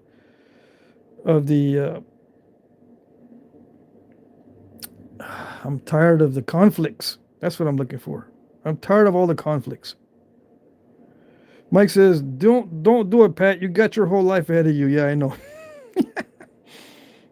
It's going to take a major miracle for me to do that. Yeah. To get married again, it's going to take like a major miracle if it ever happens. Yeah. I'm not going to cross my fingers or hold my breath.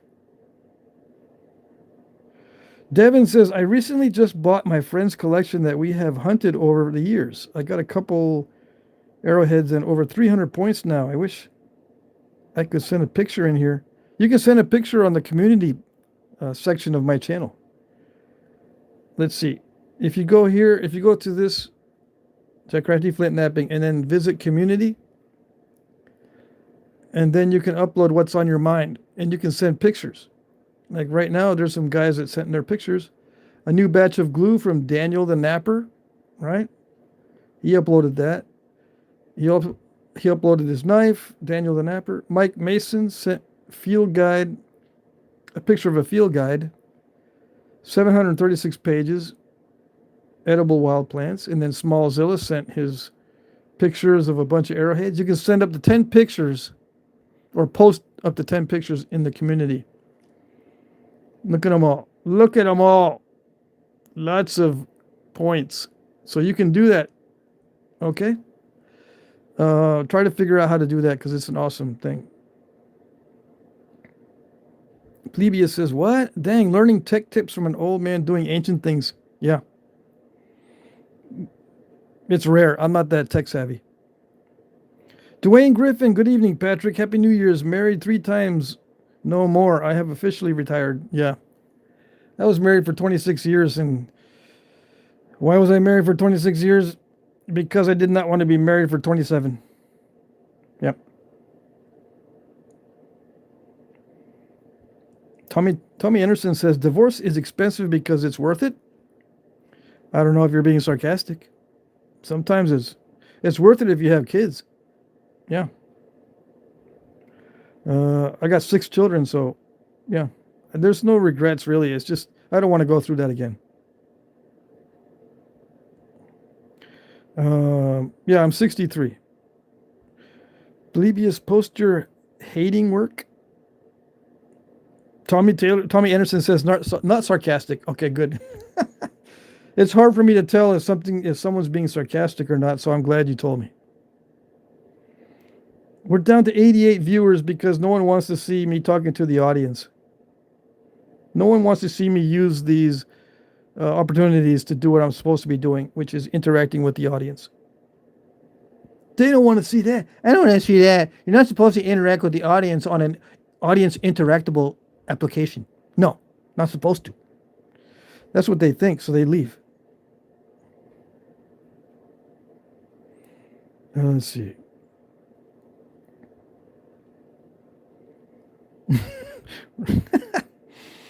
Freaking spell check, says Tommy Anderson. Red River Walker says, divorces are awesome. I recommend everyone have at least one. Yeah. I don't know about awesome, but it's worked out okay.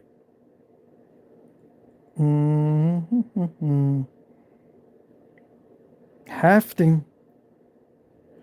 You want to see the hafting of the point? I'll do more regular videos with hafting. It's hard to do stuff on the live stream. Yeah. I mean, I can haft this. All right, so what does this look like? It looks like a typical thick point, right? It takes practice to get them thinner, obviously, but it takes specific kind of practice because you have to have both practice with the tool you're using, since it's kind of dicey. The antler consistencies can get kind of dicey, so you have to work with different antler to find out which one is going to remove the flakes, and then be very aggressive, and then you can break these things really easily. So I think I got a 5-to-1 ratio, which is, artifact ratio. 23 millimeters divided by 5. It's between 4-to-1 and 5-to-1. Yeah. So that's artifact size, and it's robust, right? So it's not a bad thing. It's just that if I wanted to get thinner, I would have to be more aggressive with a better tool. Yeah. These particular pieces that I'm using, I've been using on heat treats in the past, and they're much easier to nap than this. This is a tough but high grade knife river flint. Okay. Compare it to something that's easy to nap. I napped this the other day with copper, and you can see there's a difference for sure. And this is a heat treat, and napped it with copper. I could also nap this with antler, but I would have to adjust the tips of the antler to be able to make little serrations like this, or little pop outs, and pick the edge like this with antler. I would have to sharpen it down a lot. If you notice on this one, it's really wonky compared to this other one. Now you can do this with natural tools. It just takes time to get used to your tools again. Well, it would take time for me to get used to my tools again. I could do these expanding notches with antler as well, but again, it takes time to get used to the tools and to produce, to make these heat treats, or to heat these up to a consistency that's easy to nap with antler. And not all the materials will respond well. So it's a lot of experimentation. This one I made with copper, but it's not all that thin. It's still thinner. And, doing these doing these narrow notches is difficult with antler when you have something thick. So if you look at artifacts with narrow notches, many times you'll see that it's thin down here with these smaller points. Now with the bigger points, sometimes they're very thick and you'll see big pop outs.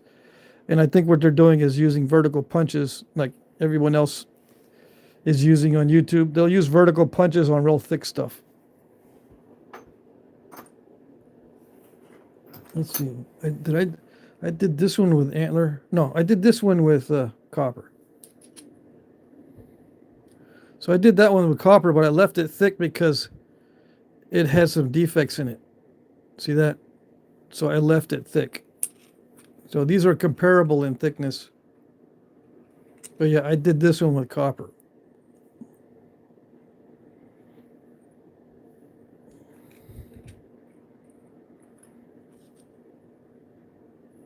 I was trying to do this on this one,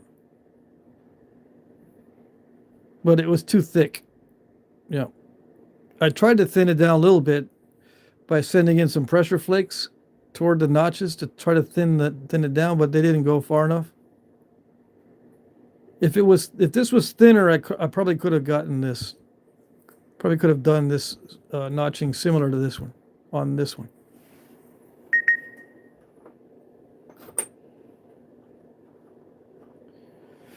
All right, I was going to do something else, right? I've got 15 minutes. Let me see. What can I do? Can I whittle this down? No. I don't feel like working the knife river right now. Let's see. I probably should have napped some of this Georgetown with the Antler. I thought the knife river was going to be interesting. So I could do a rock to point. I did a rock to point, but it was a little bit tougher than I thought it was going to be. But yeah, Georgetown, this stuff is nice. This is high grade Georgetown. If I use Antler on this, I'd be cheating. Yeah, it's really nice.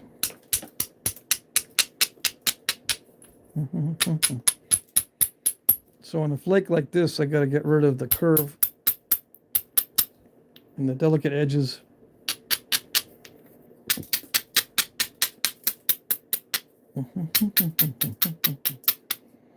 Yeah, thanks for the super chats, guys. That was awesome. Let's see if we can make a little biface out of this. I'm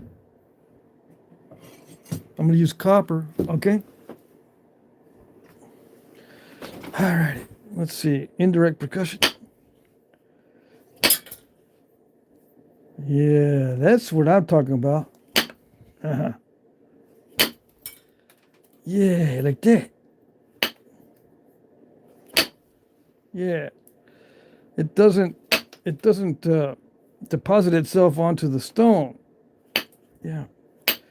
Don't have to worry about it absorbing so much shock either. With the Antler, I could feel it pulling a lot too. But it's just a matter of getting used to it again. So, does it mess up my copper napping? Yeah, it used to mess up my copper napping when I switched back and forth. But it doesn't anymore. I don't know why. Yeah. Switching back and forth between Antler and copper doesn't mess me up anymore. It used to. I'm not sure why. I'm not sure why it doesn't do it anymore.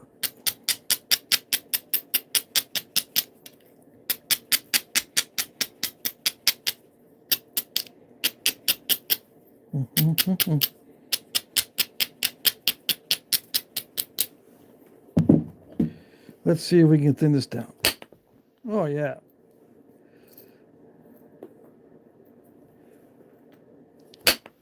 Yeah, see?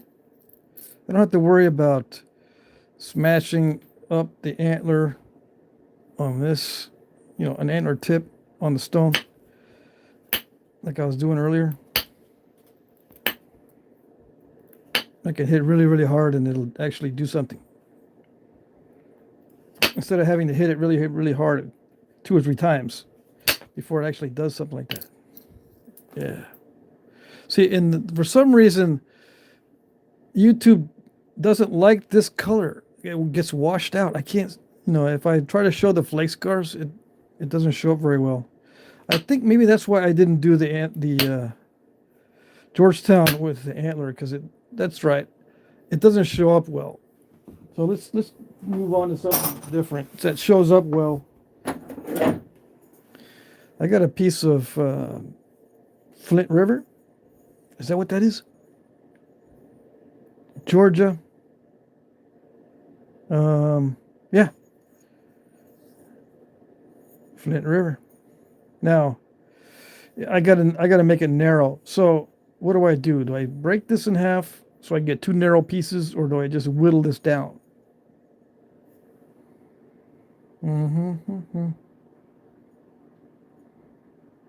Let's see. What's in the chat? What do we got? What do we got in the chat?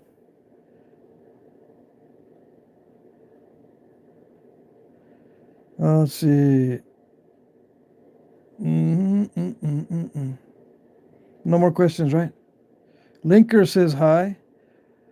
Plebius says, I'm here more often than not. It's just usually while I work. I see. Some of my art is on my channel, says Ed.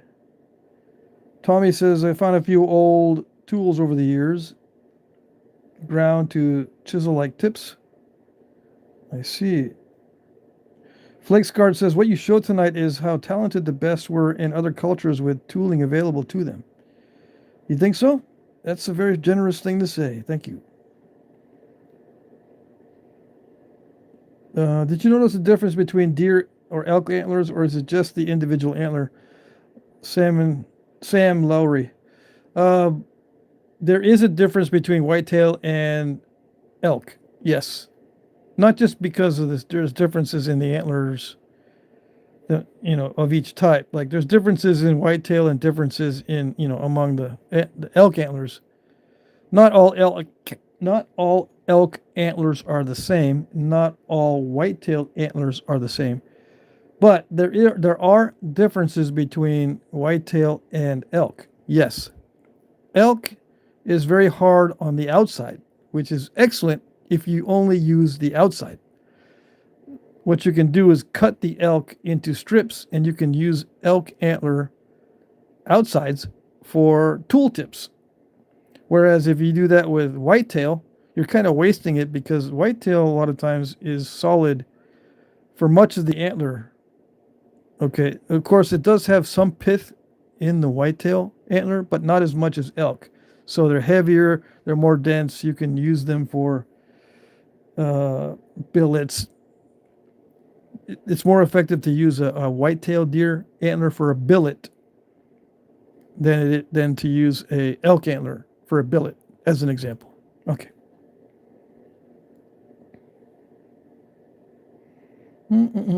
Hey, Bushy's here. Great work, Patrick. Off to bed. Yeah, I'm going to bed after this. Oh, yeah. Well, I might watch a movie. Let's see. I'm trying to catch up with movies. I haven't watched movies in years. Yeah, I don't know which one I'm going to watch tonight. Hey, my dog Bullwinkle is here. Hey, everyone. I hope everyone's New Year is off to a decent start. Yep, everyone is doing good as far as I can tell.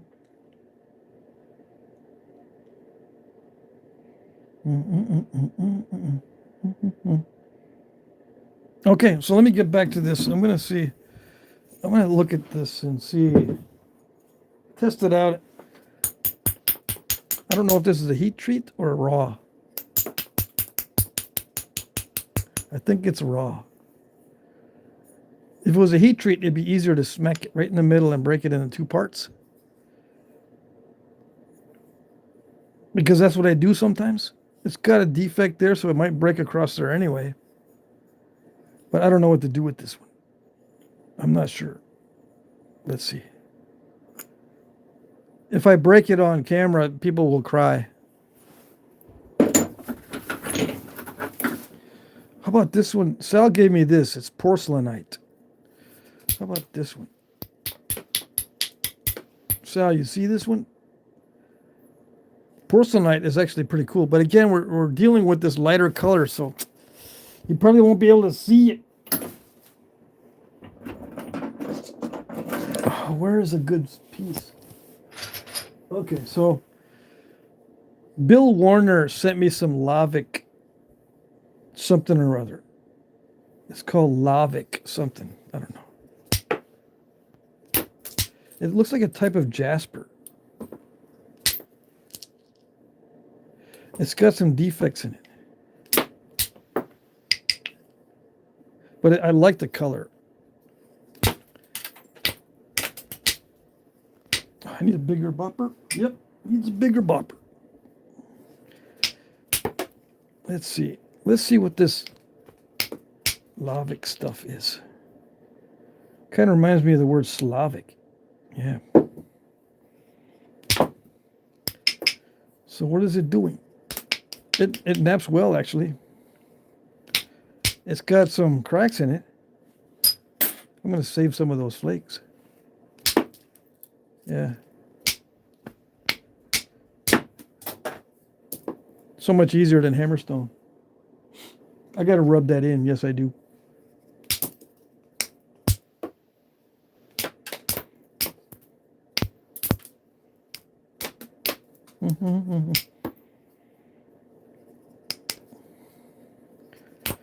So what is this stuff? It's got weird inclusions in it.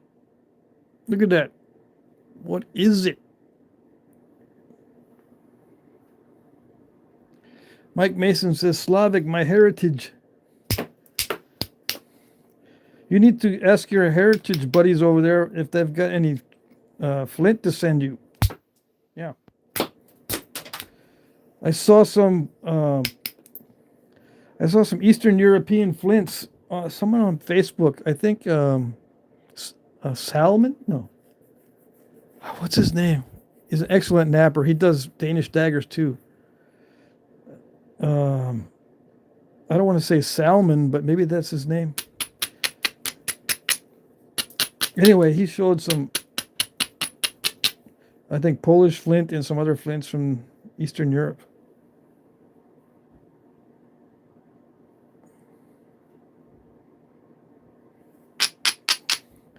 Let's see if I can knock this down into a usable piece.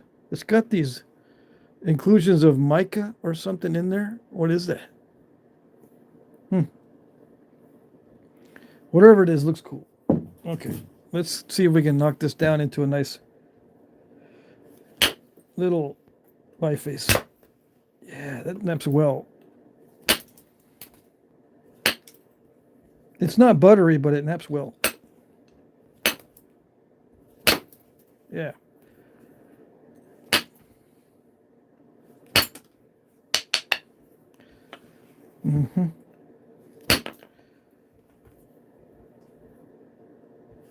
I'm taking chances with it. Yes, I am, by not abrading it. There's a crack right here, so that's going to be an issue. Yeah.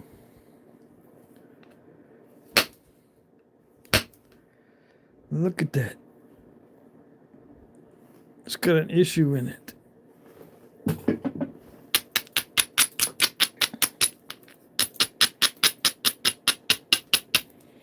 So yeah, I'm going to abrade this and see what I can get out of it.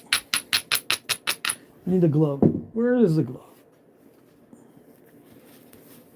I took it off during the antler napping. It's easier to get the feel of what's going on if you don't wear a glove, but you take the risk of cutting yourself or having an unnecessary fingernail accident. I bumped this fingernail yesterday, and luckily, it didn't separate. I hate it when the fingernail separates.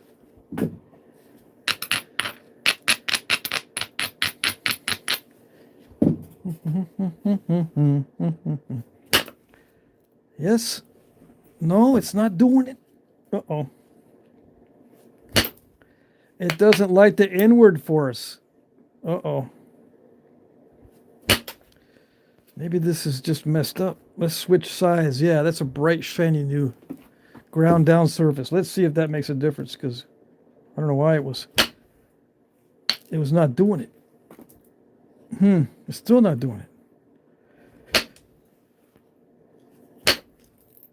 That one was okay. It does not like the inward force. That's kind of surprising.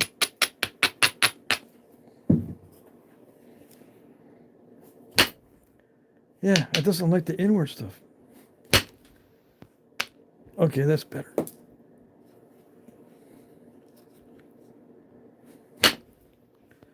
No, it doesn't. It doesn't like it.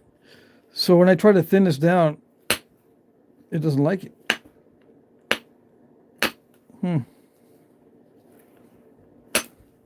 So I need to make the edges more robust. Okay. And strike harder. Yeah.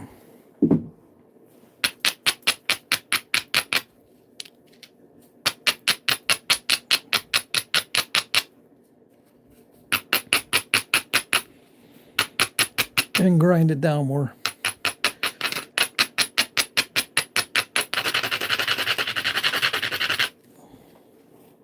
Okay, now let's see. See, it still wants to scoop. That's going to be an issue when it starts to get thin. I think that's why some of this stuff is heat treated. Yeah. I am hitting this really hard.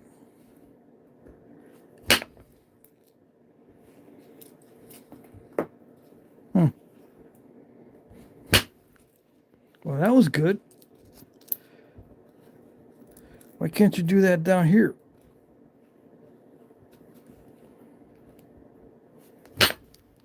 It's just not doing it. There it goes. I had to really beat the snot out of this. And I thought it was napping really well, but for some reason it doesn't like to be thinned.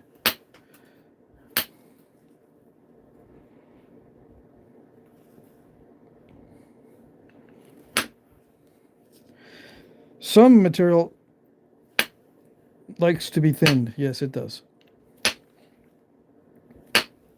I think the best material I ever napped was that Mexican Imperial Jasper. I haven't found anything that naps that well in a raw state. Heat treats, yeah, but on a raw stone, because I think this is raw stone. The best raw stone that I've ever napped is that Mexican green Imperial Jasper. Yeah. It might have been just that one batch, but that was sweet.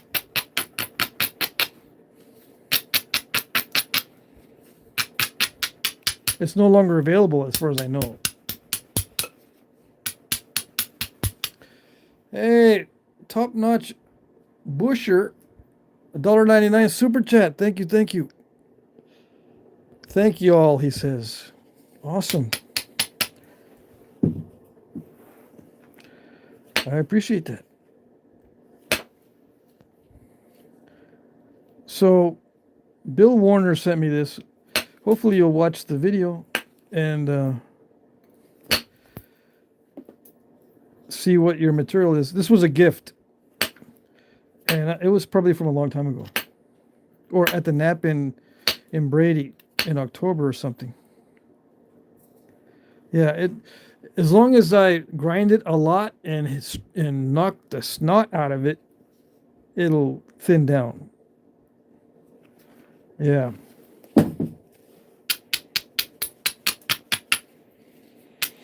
Yeah, yeah.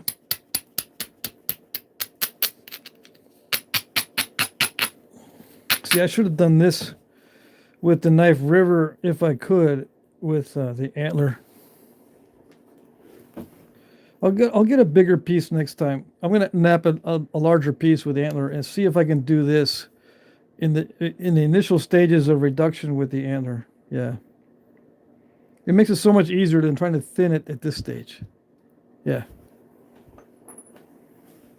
Okay, so that's it for tonight.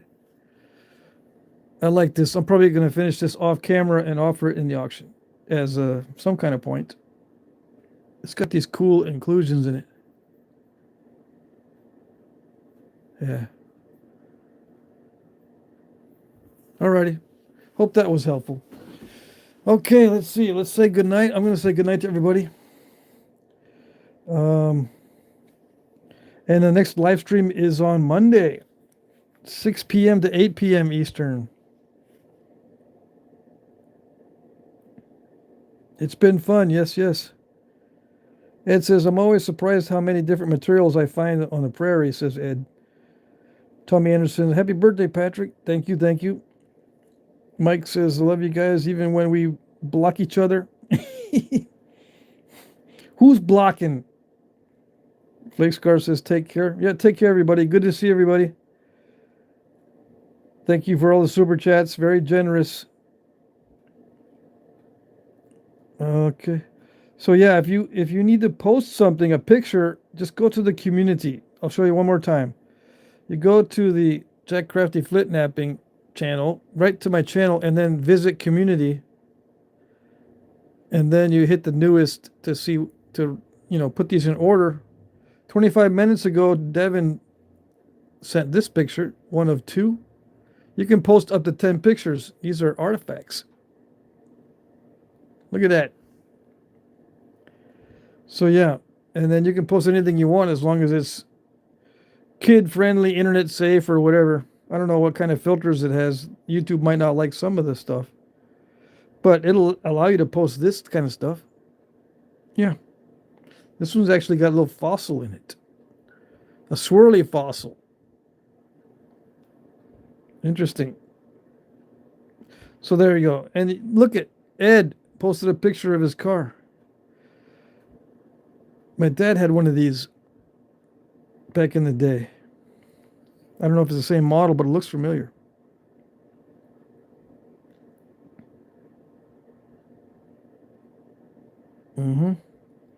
And Happy New Year from Alina. So you can post whatever you want. Yeah. Okay. So I'll see you guys next time. I'm going to end the live stream here in a minute.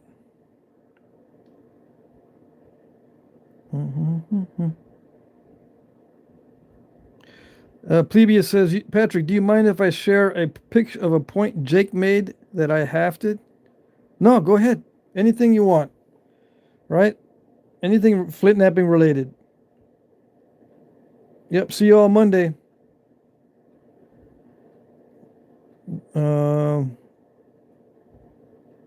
I'm glad you had a good time. Yeah. For a while there, I was struggling with the napping.